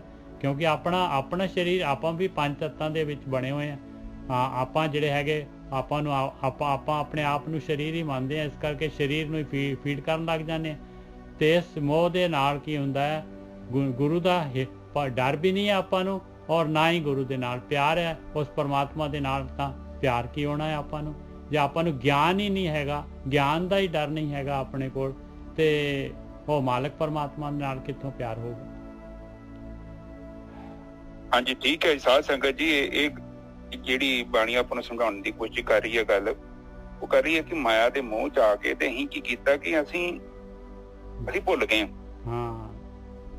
ਅਸੀਂ ਇਹ ਭੁੱਲ ਗਏ ਹਾਂ ਕਿ ਇਹ ਜਿਹੜਾ ਸਰੀਰ ਹੈ ਇਹ ਸਾਨੂੰ ਤੇ ਟੈਂਪਰੇਰੀ ਮਿਲਿਆ। ਬਿਲਕੁਲ। ਔਰ ਬਾਣੀ ਤੇ ਕਹਿੰਦੀ ਹੈ ਚੰਗਿਆਈਆਂ ਬੁਰਾਈਆਂ ਵਾਚੇ ਧਰਮ ਅਧੂਰੇ। ਬਾਣੀ ਤੋਂ ਕਹਿੰਦੀ ਆ ਕਿ ਬਈ ਤੇਰੀਆਂ ਚੰਗਿਆਈਆਂ ਤੇ ਬੁਰਾਈਆਂ ਇਹ ਤੇਰੀਆਂ ਤੇ ਧਰਮ ਅਧੂਰੇ ਵਾਚ ਰਹੇ ਨੇ ਅਗਲੇ, ਤੈਨੂੰ ਨੀ ਪਤਾ ਲੱਗਣ ਦਿਆ। ਤੂੰ ਇਹ ਨਾ ਕਵੀ ਕਿ ਮੈਨੂੰ ਦੱਸਿਆ ਨੀ, ਗ੍ਰੰਥ ਕੀ ਕਹਿੰਦੇ ਤੈਨੂੰ? ਕਹਿੰਦਾ ਕਿ ਜਦੋਂ ਤੂੰ ਸੰਸਾਰ ਤੋਂ ਜਾਣਾ ਹੈ, ਦੇਖੋ ਬਾਣੀ ਜਦੋਂ ਵੀ ਗੱਲ ਕਰਦੀ, ਧਰਮ ਗੱਲ ਕਰਦਾ ਸੂਖਮ ਦੀ ਗੱਲ, ਉਹ ਸਰੀਰ ਦੀ ਗੱਲ ਨਹੀਂ ਕਰਦਾ। ਉਹ ਕਹਿੰਦਾ ਸਰੀਰ ਤੇ ਮਿੱਟੀ ਹੋ ਜਾਣਾ। ਸੂਖਮ ਜਿਹੜਾ ਹੈਗਾ ਵਾ ਉਹਦੇ ਵਿੱਚ ਇਹ ਬਣਦਾ ਵਾ ਕਿ ਜਦੋਂ ਅਸੀਂ ਸੰਸਾਰ ਤੋਂ ਜਾਂਦੇ ਹਾਂ ਔਰ ਉਸ ਟਾਈਮ ਤੇ ਜਿਹੜੀ ਬਾਅਦ ਦੀ ਕਿਰਿਆ ਵਾ ਉਹਦੇ ਬਾਰੇ ਜਿਹੜਾ ਜੀਵਨ ਦੇ ਬਾਰੇ ਦੱਸਦੇ ਨੇ, ਉਹ ਗ੍ਰੰਥ ਆਪਾਂ ਨੂੰ ਇਹ ਦੱਸਦੇ ਨੇ ਕਿ ਜੀਵਨ ਜਿਹੜਾ ਹੈ ਕੋਈ ਅਗਿਆਨ ਰੂਪੀ ਡਰਾਈਵਰ ਦੇ ਨਾਲ ਚਲਾਉਣ ਵਾਲੀ ਚੀਜ਼ ਨਹੀਂ ਹੈ। ਕਹਿਣ ਤੋਂ ਭਾਵ ਕਿ ਮਨ, ਕਿਉਂਕਿ ਜਦੋਂ ਤੂੰ ਹੁਣ ਜਿੱਦਾਂ ਦੇ ਤੂੰ ਕਰਮ ਕਰੇਗਾ ਤੂੰ ਉਦਾਂ ਦੀ ਖੱਟੀ ਕਰੇਗਾ ਨਾ ਨਿੱਜਰ ਸਾਹਿਬ। ਬਿਲਕੁਲ। ਹੁਣ ਕਹਿੰਦਾ ਕਿ ਜਦੋਂ ਦੀ ਤੂੰ ਖੱਟੀ ਕਰਕੇ ਜਾਣਾ ਹੈ, ਇਹ ਖੱਟੀ ਜਿਹੜੀ ਤੈਨੂੰ ਕੀਤੀ ਆ ਇਹਦੇ ਉੱਪਰ, ਇਹਦੇ ਬੇਸ ਤੇ ਤੇਰੇ ਜੀਵਨ ਦਾ ਫੈਸਲਾ ਹੋਣਾ ਵਾ ਕਿ ਤੂੰ ਕਿੰਨਾ ਕੁ ਜੀਵਨ ਸਾਫ਼ ਚਲਾਇਆ ਹੈ ਜਾਂ ਕਿੰਨਾ ਕੁ ਤੂੰ ਮਲੀਨ ਕਰਕੇ ਲਿਆ ਆਪਣੇ ਆਪ ਨੂੰ। ਕਿਉਂਕਿ ਜੇਕਰ ਆਪਾਂ ਜਿਹੜੀ ਚੀਜ਼ ਦਿੰਦੇ ਨਾ, ਬਾਣੀ ਚ ਪਹਿਲਾਂ ਵੀ ਕੀਤਾ ਵਾ ਕਿ ਜਿਹੜਾ ਤੇਰੇ ਕੋਲ ਹੈਗਾ ਤੂੰ ਉਹਨੂੰ ਵੀ ਗਵਾ ਕੇ ਚੱਲ ਜਾਂਦੇ ਨੇ ਕਈ। ਬਿਲਕੁਲ ਸਹੀ ਗੱਲ ਹੈ। ਆਪਾਂ ਜ਼ੀਰੋ ਲੈਵਲ ਜਿਹੜਾ ਹੈਗਾ ਆਪਣਾ ਹੈਗਾ ਵੀ ਮਨੁੱਖ ਸਰੀਰ ਮਿਲਿਆ ਆਪਾਂ ਨੂੰ, ਆ ਚਾਂਸ ਮਿਲਿਆ ਆ, ਤੇ ਅੱਗੇ ਗਾਹਾਂ ਜਾਂਦੇ ਆ ਤੇ ਆਪਾਂ ਗਾਹਾਂ ਤਾਂ ਪਹੁੰਚਦੇ ਹੀ ਨਹੀਂ ਆ, ਪਾਰ ਤਾਂ ਪਹੁੰਚਦੇ ਨਹੀਂ ਆ। ਵਿਚਾਲੇ ਸਾਗਰ ਦੇ ਵਿੱਚ ਹੀ ਜਿਹੜਾ 84 ਲੱਖ ਜੂਨਾਂ ਪਈਆਂ ਉਹਨਾਂ ਦੇ ਵਿੱਚ ਹੀ ਆਪਾਂ ਜਿਹੜੇ ਹੈਗੇ ਡੁੱਬ ਜਾਂਦੇ ਹਾਂ। ਤੇ ਬੰਦਾ ਵੇਖ ਲਓ ਫਿਰ ਉਹ ਜਦੋਂ ਬੰਦਾ ਆਪਣਾ ਭਾਉ ਹੀ ਨਹੀਂ ਹੈ, ਜਦੋਂ ਆਪਾਂ ਵੇਂਦੇ ਹੀ ਨਹੀਂ, ਆਪਾਂ ਕਰਮ ਕਰਨ ਲੱਗੇ, ਆਪਾਂ ਸੋਚਦੇ ਨਹੀਂ, ਵਿਚਾਰਦੇ ਨਹੀਂ, ਆਪਾਂ ਉਲਟੇ ਪੁਲਟੇ ਕੰਮ ਕਰਦੇ, ਤੇ ਹੌਲੀ ਹੌਲੀ ਕਰਕੇ ਬੰਦਾ ਜਿਹੜਾ ਅੰਦਰ ਖੋਖਲਾ ਹੋਈ ਜਾਂਦਾ ਔਰ ਫਿਰ ਉਹ ਜੀਵਨ ਚ ਨਹੀਂ ਵਧੀਆ ਹੁੰਦਾ। ਤੇ ਬਾਣੀ ਦੇ ਵਿੱਚ ਫਿਰ ਉਹ ਚੀਜ਼ ਨੂੰ ਮਨਾ ਕੀਤਾ ਹੈ ਕਿ ਜੇ ਆਪਾਂ ਮਾਇਆ ਦੇ ਨਾਲ ਮੋਹ ਪਾਉਂਦੇ ਆ ਤੇ ਆਪਾਂ ਫਿਰ ਕੀ, ਮਾਇਆ ਦੇ ਨਾਲ ਮੋਹ ਪਾਉਣ ਦਾ ਮਤਲਬ ਇਹੋ ਹੀ ਆ ਕਿ ਆਪਾਂ ਪਰਮਾਤਮਾ ਤੋਂ ਦੂਰ ਹੋ ਜਾਂਦੇ। ਠੀਕ ਹੈ ਨਾ ਜੀ ਸਾਹਿਬ, ਅਗਲੀ ਤੁਕ ਬੋਲੋ ਜੀ। ਲੋਭ ਲਹਿਰ ਸੁਧ ਮਤ ਗਈ। ਕਹਿੰਦੇ ਲੋਭ ਦੀ ਲਹਿਰ ਐਸੀ ਮਾਇਆ ਦਾ ਮੋਹ ਹੈਗਾ, ਇਹਦੀਆਂ ਲੋਭ ਦੀਆਂ ਲਹਿਰਾਂ ਆਉਂਦੀਆਂ, ਆਪਾਂ ਆਪਣੇ ਅੰਦਰ ਖਿੱਚਾਂ ਪੈਂਦੀਆਂ, ਅੱਖਾਂ ਦੀਆਂ, ਕੰਨਾਂ ਦੀਆਂ, ਜੀਭ ਦੀਆਂ, ਸਾਰੇ ਇੰਦਰੀ ਦੇ ਰਸ, ਸਾਰੇ ਦੇ ਸਾਰੇ ਜਿਹੜੀਆਂ ਇਹ ਲੋਭ ਦੀਆਂ ਲਹਿਰਾਂ ਹੈਗੀਆਂ। ਵੀ ਬੰਦਾ ਇਹ ਬਾਰ-ਬਾਰ ਇਸੇ ਚੀਜ਼ ਦੀ ਡਿਮਾਂਡ ਕਰਦਾ ਹੈ। ਲੋਭ ਲਹਿਰ ਸੁਧ ਮਤ ਗਈ। ਕਹਿੰਦੇ ਤੇਰੀ ਜਿਹੜੀ ਹੈ ਚੰਗੀ ਮਤ ਜਿਹੜੀ ਹੈਗੀ ਆ, ਔਰ ਤੈਨੂੰ ਸੂਝ ਜਿਹੜੀ ਹੈਗੀ, ਤੇਰੀ ਸੂਝ ਵੀ ਚਲੇ ਜਾਣੀ ਹੈ ਤੇ ਨਾਲੇ ਤੇਰੀ ਚੰਗੀ ਮਤ ਵੀ ਚਲੇ ਜਾਣੀ ਆ। ਤੇ ਸੱਚ ਨਾ ਲੱਗੇ ਪਿਆਰ, ਤੇਰਾ ਸੱਚ ਦੇ ਨਾਲ ਪਿਆਰ ਨਹੀਂ ਲੱਗਣਾ, ਕਿਉਂਕਿ ਤੂੰ ਆਲਰੇਡੀ ਝੂਠ ਦੇ ਨਾਲ ਜੁੜ ਗਿਆ ਹੈ। ਝੂਠ ਦੇ ਵਿੱਚ ਹੀ ਤੂੰ ਜਿਹੜਾ ਹੈਗਾ ਗਤੀ ਕਰ ਰਿਹਾ ਹੈ, ਝੂਠ ਦੇ ਵਿੱਚ ਹੀ ਤੇਰੀ ਸਾਰਾ ਸਮਾਂ ਜਾ ਰਿਹਾ ਹੈ। ਇਸ ਕਰਕੇ ਸੱਚ ਦੇ ਨਾਲ ਤੇਰਾ ਪਿਆਰ ਲੱਗ ਹੀ ਨਹੀਂ ਸਕਦਾ। ਇਹਦਾ ਨੁਕਸਾਨ ਆ ਹੋਣਾ ਹੈ ਭਾਈ। ਹਾਂਜੀ ਠੀਕ ਹੈ ਜੀ। ਕਹਿੰਦੇ ਲੋਭ ਲਹਿਰ ਸੁੱਧ ਮੱਤ ਗਈ। ਹਾਂ, ਕਿ ਜਿੱਦੋਂ ਲੋਭ ਦੇ ਵਿੱਚ ਜੀਵਨ ਬਤੀਤ ਕਰੇਗਾ, ਲਾਲਚ ਚ, ਤੇ ਉਹ ਸੁੱਧ ਦਾ ਮਤਲਬ ਸਹੀ ਮੱਤ ਜਿਹੜੀ ਵਿਵੇਕ ਬੁੱਧੀ ਕਿੱਥੋਂ ਕੰਮ ਕਰੂਗੀ। ਹਾਂਜੀ, ਕੋਈ ਬੇਈਮਾਨ ਹੋ ਗਿਆ ਨਾ ਬੰਦਾ ਬੇਈਮਾਨ ਹੋ ਗਿਆ। ਔਰ ਬੰਦਾ ਤੇ ਸੋਚਣ ਦਿਆ ਕਿ ਉਹ ਬੰਦਾ ਤੇ ਵੇਖਣ ਦਿਆ ਵਾ ਕਿ ਇਹ ਜੋ ਵੀ ਹੈਗਾ ਹੈ ਇਹ ਸਾਰਾ ਕੁਝ ਆਪਾਂ ਇਸੇ ਤਰ੍ਹਾਂ ਹੀ ਚਲਾਉਣਾ ਹੈ, ਇਕੱਠਾ ਕਰਨਾ ਹੈ। ਔਰ ਹੁਣ ਉਹ ਬੰਦਾ ਜਦੋਂ ਬੇਈਮਾਨ ਹੋ ਜਾਂਦਾ ਹੈ ਤੇ ਫਿਰ ਉਹ ਮਤਲਬ ਉਹ ਵੇਂਦਾ ਹੀ ਨਹੀਂ ਆ ਕਿ ਇਹ ਜੋ ਮੈਂ ਮਾੜੇ ਕਰਮ ਕਰ ਰਿਹਾ ਔਰ ਇਹਦੀ ਜ਼ਿੰਮੇਵਾਰੀ ਮੇਰੀ ਆ। ਪਰ ਮੱਤ ਜਿਹੜੀ ਉਹਦੀ ਕੰਮ ਨਹੀਂ ਕਰਦੀ। ਬਾਣੀ ਤੇ ਉਸੇ ਕਰਕੇ ਲਿਖਿਆ ਕਿ ਮਾਇਆ ਧਾਰੀ ਅਤ ਅੰਨਾ ਬੋਲਾ। ਠੀਕ ਹੈ ਜੀ। ਗੁਰਮੁਖ ਜਿਨ੍ਹਾਂ ਸ਼ਬਦ ਮਨ ਵਸੈ ਦਰਗਹਿ ਮੋਖ ਦੁਆਰ। ਹੁਣ ਦੇਖ ਲਓ ਫਿਰ ਕਹਿੰਦੇ ਗਿਆਨ ਦੇ ਦੁਆਰਾ, ਗੁਰੂ ਦੇ ਦੁਆਰਾ, ਬ੍ਰਹਮ ਗਿਆਨ ਦੇ ਦੁਆਰਾ ਜਿਨ੍ਹਾਂ ਦੇ ਮਨ ਦੇ ਵਿੱਚ ਸ਼ਬਦ ਵਸ ਜਾਂਦਾ ਹੈ। ਸ਼ਬਦ ਕੀ ਹੈ? ਸ਼ਬਦ ਹੈਗਾ ਬਈ ਆਪਾਂ ਕਾਹਦੇ ਵਾਸਤੇ ਆਏ ਆ, ਕੀ ਕੰਮ ਕਰਨਾ ਹੈ ਆਪਾਂ ਨੇ। ਪਰਮਾਤਮਾ ਦਾ ਹੁਕਮ ਮਨ ਦੇ ਵਿੱਚ ਵਸ ਜਾਏ। ਪਰਮਾਤਮਾ ਦਾ ਹੁਕਮ ਹੈਗਾ ਭਾਈ ਤੂੰ ਸ਼ੇਰ ਹੈਗਾ ਆ, ਭੇਡ ਨਹੀਂ ਹੈਗਾ। ਤੂੰ ਮੇਰਾ ਰੂਪ ਹੈਗਾ ਆ, ਮੇਰੇ ਕੋਲ ਆਉਣਾ ਹੈ ਤੂੰ। ਆ ਹੈਗਾ ਸ਼ਬਦ, ਆ ਹੈਗਾ ਹੁਕਮ ਮਾਲਕ ਪਰਮਾਤਮਾ ਦਾ। ਜਿਨ੍ਹਾਂ ਦੇ ਮਨ ਦੇ ਵਿੱਚ ਵਸ ਜਾਂਦਾ ਹੈ ਉਹ ਦਰਗਾਹ ਤੇ ਪਹੁੰਚ ਜਾਂਦੇ ਆ ਮਾਲਕ ਦੇ, ਮੁਕਤ ਹੋ ਜਾਂਦੇ ਆ ਇਸ ਕੈਦ ਚੋਂ, ਇਸ ਸੰਸਾਰ ਸਮੁੰਦਰ ਤੋਂ। ਨਾਨਕ ਆਪੇ ਮਿਲ ਲਏ ਆਪੇ ਬਖਸ਼ਣਹਾਰ। ਇਹ ਮਿਲਾਉਣਾ ਤੇ ਬਖਸ਼ਿਸ਼ ਕਰਨੀ ਇਹ ਮਾਲਕ ਪਰਮਾਤਮਾ ਦੇ ਹੱਥ ਦੇ ਵਿੱਚ ਹੈਗਾ। ਉਹਨੇ ਐਸੇ ਤਰੀਕੇ ਦੇ ਨਾਲ, ਆਹੀ ਉਹਦਾ ਰੂਲ ਹੈਗਾ ਵੀ ਗੁਰੂ ਦੇ ਦੁਆਰਾ ਉਹਨੇ ਗਿਆਨ ਦੇਣਾ ਹੈ। ਗਿਆਨ ਦੇ ਕੇ ਇਨਸਾਨ ਨੂੰ ਜਿਹੜਾ ਹੈਗਾ ਇਨਸਾਨ ਨੇ ਜਿਹੜਾ ਹੈਗਾ ਆਪਾਂ ਨੇ ਜਿਹੜਾ ਹੈਗਾ ਇਸ ਗਿਆਨ ਦੇ ਅਨੁਸਾਰ ਜਿਹੜਾ ਹੈਗਾ ਆਪਣੀ ਮੈਲ ਲਾਉਣੀ ਆ। ਉਸ ਗਿਆਨ ਦੇ ਅਨੁਸਾਰ ਜਿਹੜਾ ਹੈਗਾ ਆਪਾਂ ਨੇ ਚੱਲਣਾ ਹੈਗਾ। ਧਿਆਨ ਸਿਮਰਨ ਹੀ ਗਿਆਨ ਹੈਗਾ ਭਾਈ, ਅੰਦਰ ਵੜਨਾ ਹੀ ਗਿਆਨ ਹੈਗਾ ਆਪਣਾ। ਜਿਹੜੇ ਇਸ ਤਰ੍ਹਾਂ ਚੱਲਦੇ ਆ, ਇਸ ਤਰ੍ਹਾਂ ਉਹ ਮਾਲਕ ਪਰਮਾਤਮਾ ਆਪਣੇ ਨਾਲ ਮਿਲਾ ਲੈਂਦਾ ਹੈ ਬਖਸ਼ਿਸ਼ ਕਰਕੇ। ਹਾਂਜੀ ਵੀਰ ਜੀ। ਹਾਂ ਠੀਕ ਹੈ ਜੀ। ਹੁਣ ਕਹਿੰਦੇ ਆ ਕਿ ਬਾਣੀ ਕਹਿੰਦੀ ਗੁਰਮੁਖ ਜਿੰਨਾ ਸ਼ਬਦ ਮਨ ਵਸੇ। ਠੀਕ ਹੈ। ਹਾਂਜੀ। ਤੇ ਸ਼ਬਦ ਮਤਲਬ ਇੱਥੇ ਸ਼ਬਦ ਵੇਖੋ, ਹੁਣ ਸ਼ਬਦ ਫਿਰ ਆ ਗਿਆ ਨਾ। ਹੁਣ ਸ਼ਬਦ ਇੱਥੇ ਸ਼ਬਦ ਸਵੇਰੇ ਵੀ ਵਿਚਾਰ ਕੀਤੀ ਸੀ ਬਾਲ ਸਾਹਿਬ ਨੇ ਕਿ ਇੱਕ ਸ਼ਬਦ ਹੈਗਾ ਅੱਖਰਾਂ ਦਾ ਸ਼ਬਦ, ਜਿੱਦਾਂ ਆਪਾਂ ਕਿਤਾਬਾਂ 'ਚ ਲਿਖਿਆ ਸਧਾਰਨ ਸ਼ਬਦ ਜਿਹੜੀ ਆਪਾਂ ਗੱਲਬਾਤ ਕਰਦੇ ਹਾਂ ਇਹ ਸ਼ਬਦ। ਦੂਜਾ ਸ਼ਬਦ ਹੈਗਾ ਧੁਨਾਕਾਰ। ਤੀਜਾ ਸ਼ਬਦ ਹੈਗਾ ਊਰਜਾ, ਪ੍ਰਾਣ ਊਰਜਾ, ਜਿਹੜਾ ਸਾਡਿਆਂ ਦੇ ਇੱਕ ਸ਼ਬਦ ਮੇਰੇ ਪ੍ਰਾਣ ਵਸੇ ਹੈ ਪੌੜ ਜਨਮ ਨਾਮ। ਠੀਕ ਹੈ। ਪ੍ਰਕਾਸ਼ ਰੂਪ। ਉਸ ਤੋਂ ਵੀ ਅੱਗੇ ਇੱਕ ਹੋਰ ਹੈਗਾ ਹਨਾ ਨਿਜਰ ਸਾਹਿਬ। ਹਾਂ, ਪ੍ਰਕਾਸ਼ ਰੂਪ ਕਹਿ ਲਓ ਉਹਨੂੰ। ਹਾਂਜੀ ਹਾਂ, ਪ੍ਰਕਾਸ਼ ਲੈ ਲਓ। ਉਹ ਜਦੋਂ ਐਨਰਜੀ ਪ੍ਰਗਟ ਹੁੰਦੀ, ਜਦੋਂ ਸਾਨੂੰ ਅਵਿਦਿਆ ਤੋਂ ਮੁਕਤੀ ਮਿਲਦੀ। ਉਸ ਤੋਂ ਵੀ ਅੱਗੇ ਇੱਕ ਸ਼ਬਦ ਹੈਗਾ ਸੁਨ ਦੇ ਅੰਦਰ, ਜਿਹੜੀ ਸਾਡਾ ਸੁਨ ਦੇ ਅੰਦਰ ਜਿਹੜੀ ਸਾਡਾ ਹੈਗਾ ਉਹਨੂੰ ਵੀ ਸ਼ਬਦ ਕਿਹਾ ਗਿਆ। ਠੀਕ ਹੈ ਨਾ ਜਰ ਸਾਹਿਬ? ਬਿਲਕੁਲ ਸਹੀ ਹੈ ਜੀ। ਚੇਤਨਾ ਸ਼ਕਤੀ। ਹਾਂਜੀ ਬਿਲਕੁਲ। ਹਾਂ, ਸੁਨ ਤੋਂ ਭਾਵ ਹੈ, ਸੁਨ ਤੋਂ ਭਾਵ ਕੋਈ ਇਹ ਨਹੀਂ ਕਿ ਸੁਨ ਹੈਗਾ, ਇਹ ਬੁੱਧੀਆਂ ਵਾਲਾ ਸੁਨ ਨਹੀਂ ਹੈ। ਸੁਨ ਤੋਂ ਭਾਵ ਚੇਤਨਾ, ਇੱਕ ਆਤਮਾ ਜਿਹਨੂੰ ਕਹਿੰਦੇ ਆ ਆਪਾਂ। ਉਹ ਆਤਮਾ ਰੂਪੀ ਸ਼ਬਦ ਦੀ ਗੱਲ ਕਰਦੇ ਆ। ਪਰ ਇਸੇ ਚਾਰਾਂ ਸ਼ਬਦਾਂ ਦਾ ਵੇਖੋਗੇ ਤੁਸੀਂ ਬਾਣੀ ਦੇ ਵਿੱਚ ਨਾ ਬਾਰ-ਬਾਰ ਉਸੇ ਹੀ ਕਰਕੇ ਉਹਨਾਂ ਨੇ ਔਰ ਹਰ ਥਾਂ ਤੇ ਉਹਦਾ ਸ਼ਬਦ ਆ, ਸ਼ਬਦ ਦਾ ਮੀਨਿੰਗ ਇਹ ਚੌਵਾਂ ਦੇ ਵਿੱਚ ਹੀ ਫਲੈਕਚੁਏਟ ਹੋਣਾ। ਬਿਲਕੁਲ ਸਹੀ ਹੈ ਜੀ। ਹੁਣ ਦੇਖੋ ਇੱਕ ਹੀ ਅੱਖਰ ਨੂੰ ਆਪਾਂ ਜਦੋਂ ਯੂਜ਼ ਕਰਦੇ ਨਾ ਕਿ ਇੱਕ ਅੱਖਰ ਕੋਈ ਫਿਕਸ ਨਹੀਂ ਹੈਗਾ। ਤੁਸੀਂ ਇੱਕ ਅੱਖਰ ਨੂੰ ਵੇਖੋ, ਆਪਾਂ ਉਹਦੀ ਵਰਬ ਚੇਂਜ ਹੋਈ ਜਾਂਦੀ ਹੈ, ਥਾਂ ਥਾਂ ਤੇ ਉਹਦਾ ਮੀਨਿੰਗ ਚੇਂਜ ਹੁੰਦਾ ਹੈ। ਸੋ ਇਹ ਚਾਰ ਜਿਹੜੇ ਆਪਾਂ ਮੀਨਿੰਗ ਕੱਢੇ ਨੇ, ਜਿਹੜੇ ਸਵੇਰੇ ਆਪਾਂ ਡਿਸਕਸ ਕੀਤੇ ਨੇ, ਹੁਣ ਇੱਥੇ ਵੇਖੋ ਤੁਹਾਨੂੰ ਆਪ ਹੀ ਪਤਾ ਲੱਗ ਜਾਣਾ ਕਿ ਇੱਥੇ ਕਿਹੜਾ ਮੀਨਿੰਗ ਜ਼ਿਆਦਾ ਸਿੱਟ ਪੈਂਦਾ। ਗੁਰਮੁਖ ਜਿੰਨਾ ਸ਼ਬਦ ਮਨ ਵਸੇ। ਹੁਣ ਇੱਥੇ ਜਿਹੜੀ ਆ, ਇੱਥੇ ਉੱਪਰਲੇ ਸ਼ਬਦ ਦੀ ਗੱਲ ਕਰਦੇ ਨੇ। ਆੜੀ ਉੱਪਰ ਨੰਬਰ 1 ਅੱਖਰ। ਅੱਖਰ ਤੋਂ ਭਾਵ ਕਿ ਗਿਆਨ। ਹੁਣ ਅਗਲਿਆਂ ਨੂੰ, ਹੁਣ ਜਦੋਂ ਆਪਾਂ ਗਿਆਨ ਸਮਝਾਉਂਦੇ ਹਾਂ, ਹੁਣ ਸਭ ਤੋਂ ਪਹਿਲਾਂ ਤਾਂ ਕਿਸੇ ਨੇ ਕਹਿਤਾ, ਬੱਚਿਆਂ ਨੂੰ ਕਹਿਤਾ ਕਿ ਪੁੱਤਰ ਸਕੂਲੇ ਪੜ੍ਹਿਆ ਕਰੋ, ਜਾਇਆ ਕਰੋ ਧਿਆਨ ਨਾਲ, ਤੇ ਕੱਲ ਨੂੰ ਅਫਸਰ ਬਣ ਜਾਓਗੇ। ਠੀਕ ਹੈ ਨਾ ਜਰ ਸਾਹਿਬ?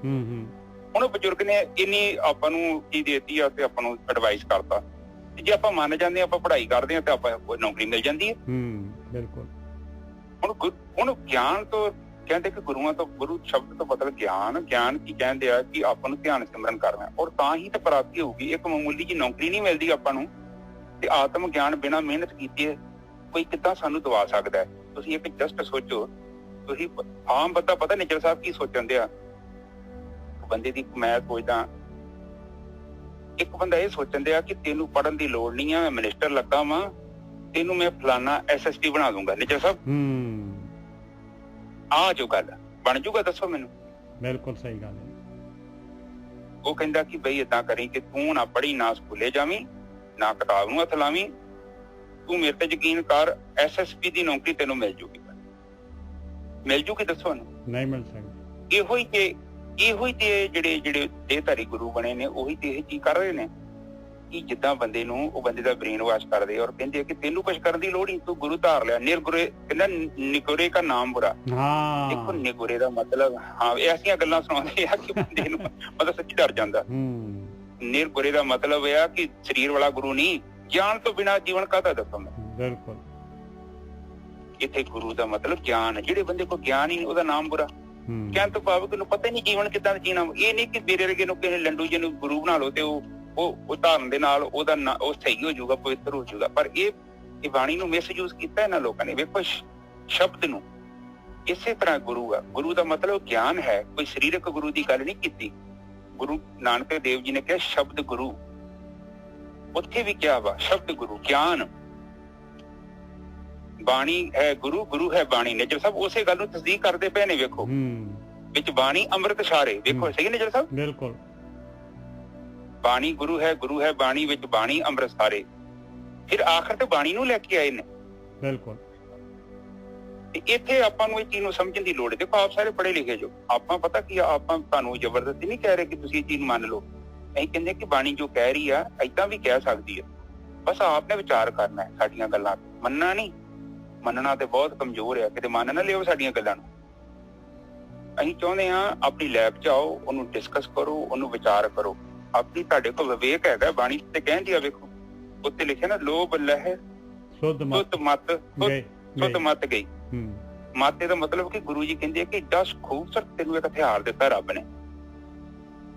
ਇੱਕ ਰੋਟੀ ਦੀ ਬੁਰਕੀ ਮੂੰਹ ਚ ਪਾਉਣਾ ਹੈ, ਕਿਦਾਂ ਹੱਥ ਟੱਚ ਕਰਦੇ ਨੇ, ਅੱਖਾਂ ਵੇਂਦੀਆਂ ਨੇ, ਨੱਕ ਦੱਸਦਾ ਕਿ ਸਮੈਲ ਨਹੀਂ ਠੀਕ, ਹਜੇ ਵੀ ਸੁੱਟ ਦੇ। ਜ਼ਬਾਨ ਤੋਂ ਪਹੁੰਚਣਾ ਤੇ ਫਿਰ ਜ਼ਬਾਨ ਕਹਿੰਦੀ ਹੈ ਕਿ ਇਹਦਾ ਸਵਾਦ ਸਹੀ ਨਹੀਂ, ਸੁੱਟ ਦੇ। ਇੰਨੀ ਸੇਫਟੀ ਆ। ਤੇ ਤੂੰ ਇੱਕ ਐਸੇ ਬੰਦੇ ਦੇ ਅੱਖਰ ਸੁਣਨਾ ਪਿਆ, ਉਹ ਜਿਹੜੇ ਬੰਦੇ ਨੇ ਤੈਨੂੰ ਮਿਸਗਾਈਡ ਕਰਨਾ। ਹੁਣ ਨਿੱਜਰ ਸਾਹਿਬ ਇੱਕ ਚੀਜ਼ ਹੋਰ ਸੁਣੋ, ਸ਼ਬਦਾਂ ਦੇ ਵਿੱਚ ਕਿੰਨਾ ਫਰਕ ਹੁੰਦਾ। ਇੱਕ ਬੰਦਾ ਵਾ ਆਪਣਾ ਸੱਜਣ ਹੈ ਖਾਸ, ਉਹ ਬੜਾ ਮਿਹਨਤੀ ਆ ਔਰ ਦੇਖੋ ਉਹ ਬੜਾ ਮਿਹਨਤੀ ਹੈ, ਬੜਾ ਹੀ ਸਾਡੇ ਲਈ ਵਫਾਦਾਰ ਆ ਔਰ ਬੜੇ ਚਿਰ ਦੀ ਸੇਵਾ ਕਰਦਾ ਹੈ। ਔਰ ਵੇਖ ਲਓ ਸ਼ਬਦ ਏਦਾਂ ਦਾ ਵਾਕਿਆ, ਉਹਨੇ ਮਾੜਾ ਜਿਹਾ ਲਫ਼ਜ਼ ਬੋਲਤਾ ਨਾ ਤੇ ਸਾਡੇ ਮਨ ਨੇ ਕਹਿਣਾ ਕਿ ਇਹਦੇ ਬੰਦੇ ਨਾਲ ਦਾ ਬੰਦਾ ਦੁਨੀਆ ਤੇ ਮਾੜਾ ਕੋਈ ਨਹੀਂ ਹੈਗਾ। ਸਾਰੀ ਚੰਗਿਆਈ ਆਪਾਂ ਮਿੱਟੀ ਪਾ ਦੇਣੀ ਉਹਦੀ। ਇੱਕ ਵੇਖੋ ਅੱਖਰ ਚ ਕਿੰਨਾ ਦਮ ਹੈ। ਆਪ ਜਸਟ ਸੋਚੋ ਸਾਧ ਸੰਗਤ ਜੀ, ਇੱਕ ਮਨ ਜਿਹੜਾ ਹੈ ਇੱਕ ਅੱਖਰ ਦੇ ਸਿਰ ਤੇ ਕਿੰਨਾ ਵੱਡਾ ਫੈਸਲਾ ਲੈ ਲੈਂਦਾ, ਉਹਦੀ ਸਾਰੀ ਚੰਗਿਆਈ ਤੇ ਮਿੱਟੀ ਫੇਰ ਦਿੰਦਾ ਜੀ। ਬਿਲਕੁਲ। ਆਪ ਜਸਟ ਸੋਚੋ ਕਿ ਮਨ ਕੋਈ ਚੰਗਾ ਨਹੀਂ ਹੈਗਾ, ਉਹਦੀ ਚੰਗਿਆਈ ਤੁਸੀਂ ਦੇਖੋਗੇ ਕਿ ਤੂੰ 25-30 ਸਾਲ ਤੋਂ ਤੁਹਾਡਾ ਦੋਸਤ ਹੈ, ਤੁਸੀਂ ਇੱਕ ਮਾੜਾ ਜਿਹਾ ਲਫ਼ਜ਼ ਉਹ ਗਾਲ ਕੱਢਦੀ ਤੇ ਕੀ ਉਹਨੂੰ ਤੁਸੀਂ ਤੋੜ ਦੋਗੇ, ਤੋੜ ਦਿੰਦੇ। ਪਰ ਲੋਕੀ ਨਿੱਜਰ ਸਾਹਿਬ ਇਹ ਝੂਠ ਨਹੀਂ ਹੈ। ਹਾਂ ਦੇਖ ਲਓ ਗੋਰਖੀ ਸਾਹਿਬ, ਤਲਾਕ ਹੋ ਜਾਂਦਾ ਹੈ ਇਸੇ ਬੋਲ ਦੇ ਪਿੱਛੇ ਤਲਾਕ ਹੋ ਜਾਂਦਾ। ਤੂੰ ਮੇਰੇ ਮਾਪਿਓ ਨੂੰ ਕਹਿਤਾ, ਤੁਸੀਂ ਇਸ ਤਰ੍ਹਾਂ ਜਿਹੜੇ ਇਹ ਬੋਲਾਂ ਦੇ ਉੱਤੇ ਜਿਹੜੀ ਹੈਗੀ ਜਿਹੜੇ ਪੂਰੇ ਪਰਿਵਾਰ ਵਿਖਰ ਜਾਂਦੇ। ਹਾਂ ਤੇ ਵੇਖ ਲਓ ਸਾਧ ਸੰਗਤ ਜੀ, ਬਾਣੀ ਤੇ ਉਹ ਆਪਾਂ ਨੂੰ ਸਮਝਾਉਂਦੀ। ਆਪਾਂ ਤਾਂ ਕਹਿੰਦੇ ਆ ਕਿ ਜੋ ਬਾਣੀ ਆਪਾਂ ਨੂੰ ਵਿਚਾਰ ਦੱਸਦੀ ਕਿ ਉਹਦੇ ਤੇ ਚੱਲੀਏ। ਠੀਕ ਹੈ ਨਿੱਜਰ ਸਾਹਿਬ। ਤੁਕ ਨਾਨਕ ਆਪੇ ਮੇਲ ਲੈ ਆਪੇ ਬਖਸ਼ਣਹਾਰ। ਹਾਂਜੀ ਬਿਲਕੁਲ। ਆਪ ਹੀ ਮਿਲਾ ਦੇਣਾ ਹੈ ਮਾਲਕ ਪਰਮਾ। ਇਸੇ ਤਰੀਕੇ ਨਾਲ ਮਿਲਾ ਲੈਣਾ ਜਿਨ੍ਹਾਂ ਦੇ ਅੰਦਰ ਗਿਆਨ ਆ ਗਿਆ ਔਰ ਸ਼ਬਦ ਮਨ ਚ ਵਸ ਗਿਆ, ਤੇ ਇਸ ਤਰ੍ਹਾਂ ਮਾਲਕ ਪਰਮਾਤਮਾ ਨੇ ਮਿਲਾ ਲੈਣਾ ਹੈ। ਉਹੀ ਤਾਂ ਬਖਸ਼ਣ ਵਾਲਾ ਹੈ। ਹਾਂਜੀ ਗੁਰੂ। ਹਾਂ ਠੀਕ ਹੈ ਸਾਧ ਸੰਗਤ ਜੀ। ਵੇਖੋ ਬਾਣੀ ਪਤਾ ਕੀ ਕਹਿੰਦੀ ਆ। ਬਾਣੀ ਉਹ ਇੱਕ ਤੁਹਾਨੂੰ ਮੈਂ ਕਿਸ਼ਤੀ ਕਹਾਣੀ ਸੁਣਾਉਂਦਾ ਹੁੰਦਾ ਕਿ ਇੱਕ ਬੰਦਾ ਬੜੀ ਭਗਤੀ ਕਰਦਾ ਹੁੰਦਾ ਹੈ ਤੇ ਉਹਨੇ ਬਾਰ-ਬਾਰ ਉਹਨੇ ਕਹਿਣਾ ਕਿ ਮੈਂ ਮਤਲਬ ਰੱਬ ਦਾ ਜੋ ਮੈਨੂੰ ਰੱਬ ਕਹੂਗਾ ਉਹੀ ਕਰਨਾ। ਇੱਕ ਦਿਨ ਹਾੜਾ ਹੋਣ ਲੱਗਾ ਤੇ ਸਾਰੇ ਪਿੰਡ ਵਾਲੇ ਭੱਜ ਗਏ ਤੇ ਉਹ 2-3 ਬੰਦੇ ਰਹਿ ਗਏ। ਇੱਕ ਪਿੰਡ ਘਰਦੇਵ ਸੀ, ਗੁਆਂਢੀ ਸੀ, ਕਹਿੰਦੇ ਬਾਪੂ ਜੀ ਤੁਸੀਂ ਆ ਜਾਓ, ਹਾੜਾ ਆਉਣ ਵਾਲਾ ਵਾ, ਤੁਸੀਂ ਤੇ ਨਿਕਲ ਚੱਲੇ ਆ। ਉਹ ਕਹਿੰਦਾ ਨਹੀਂ ਜੀ ਮੈਨੂੰ ਰੱਬ ਆਊਗਾ ਤੇ ਫਿਰ ਮੈਂ ਜਾਣਾ। ਚਲੋ ਚੱਲ ਗਿਆ। ਫਿਰ ਪਿੰਡ ਦਾ ਨੰਬਰਦਾਰ ਆਇਆ, ਕਹਿੰਦਾ ਛੱਡੋ ਬਜ਼ੁਰਗੋ ਤੁਸੀਂ ਆ ਜਾਓ, ਚੱਲੀਏ। ਸਾਰੇ ਨਿਕਲ ਗਏ। ਅਸੀਂ ਤੇ ਲਾਸਟ ਟਾਈਮ ਮੈਂ ਨੰਬਰਦਾਰ ਹੈਗਾ, ਮੈਂ ਇਸ ਕਰਕੇ ਮੈਨੂੰ ਸਰਪੰਚ ਨੇ ਭੇਜਿਆ। ਉਹ ਕਹਿੰਦਾ ਨਹੀਂ ਬਈ ਨਹੀਂ, ਰੱਬ ਆਊ ਤੇ ਮੈਂ ਤਾਂ ਜਾਣਾ। ਚਲੋ ਜੀ ਉਹ ਗੱਲ ਹੋ ਗਈ। ਸਰਪੰਚ ਆਇਆ, ਉਹਦਾ ਵੀ ਨਹੀਂ ਕਹਿਣਾ ਮੰਨਿਆ। ਉਹ ਬਜ਼ੁਰਗ ਜਿਹੜੇ ਉਹ ਹਾੜਾ ਆ ਡੁੱਬ ਗਏ, ਮਰ ਗਏ। ਉਹ ਫਿਰ ਉਹ ਬਜ਼ੁਰਗ ਚੱਲ ਗਏ ਉੱਪਰ ਤੇ ਉੱਥੇ ਹਿਸਾਬ ਕਿਤਾਬ ਤੇ ਉਹਨਾਂ ਨੇ ਕਿਹਾ ਕਿ ਮਹਾਰਾਜ ਮੈਂ ਤੇ ਤੁਹਾਡੀ ਭਗਤੀ ਬਹੁਤ ਕੀਤੀ ਸੀ, ਤੁਸੀਂ ਮੈਨੂੰ ਬਚਾਉਣ ਕਿਉਂ ਨਹੀਂ ਆਏ? ਉਹ ਕਹਿੰਦੇ ਕਿ ਦੇਖ ਬਜ਼ੁਰਗੋ, ਤੁਸੀਂ ਇਹ ਗੱਲ ਕਿੱਦਾਂ ਕਹਿ ਸਕਦੇ ਜੋ, ਪਹਿਲਾਂ ਮੈਂ ਤੇਰੇ ਗਵਾਂਢੀ ਦੇ ਰੂਪ ਚ ਆਇਆ, ਫਿਰ ਮੈਂ ਨੰਬਰਦਾਰ ਦੇ ਰੂਪ ਚ ਆਇਆ, ਫਿਰ ਤੇਰੇ ਸਰਪੰਚ ਦੇ ਰੂਪ ਚ ਆਇਆ ਤੈਨੂੰ ਬਚਾਉਣ ਦੇ ਲਈ। ਇਸੇ ਤਰ੍ਹਾਂ ਸਾਧ ਸੰਗਤ ਜੀ, ਬਾਣੀ ਸਾਨੂੰ ਅਗਿਆਨ ਤੋਂ ਮੁਕਤ ਕਰਨ ਵਾਸਤੇ ਪੂਰੀ ਕੋਸ਼ਿਸ਼ ਕਰਦੀ ਹੈ। ਉਹ ਬੰਦਾ ਨਹੀਂ ਮੰਨਿਆ, ਉਹ ਗੱਲ ਵੱਖਰੀ ਹੈ,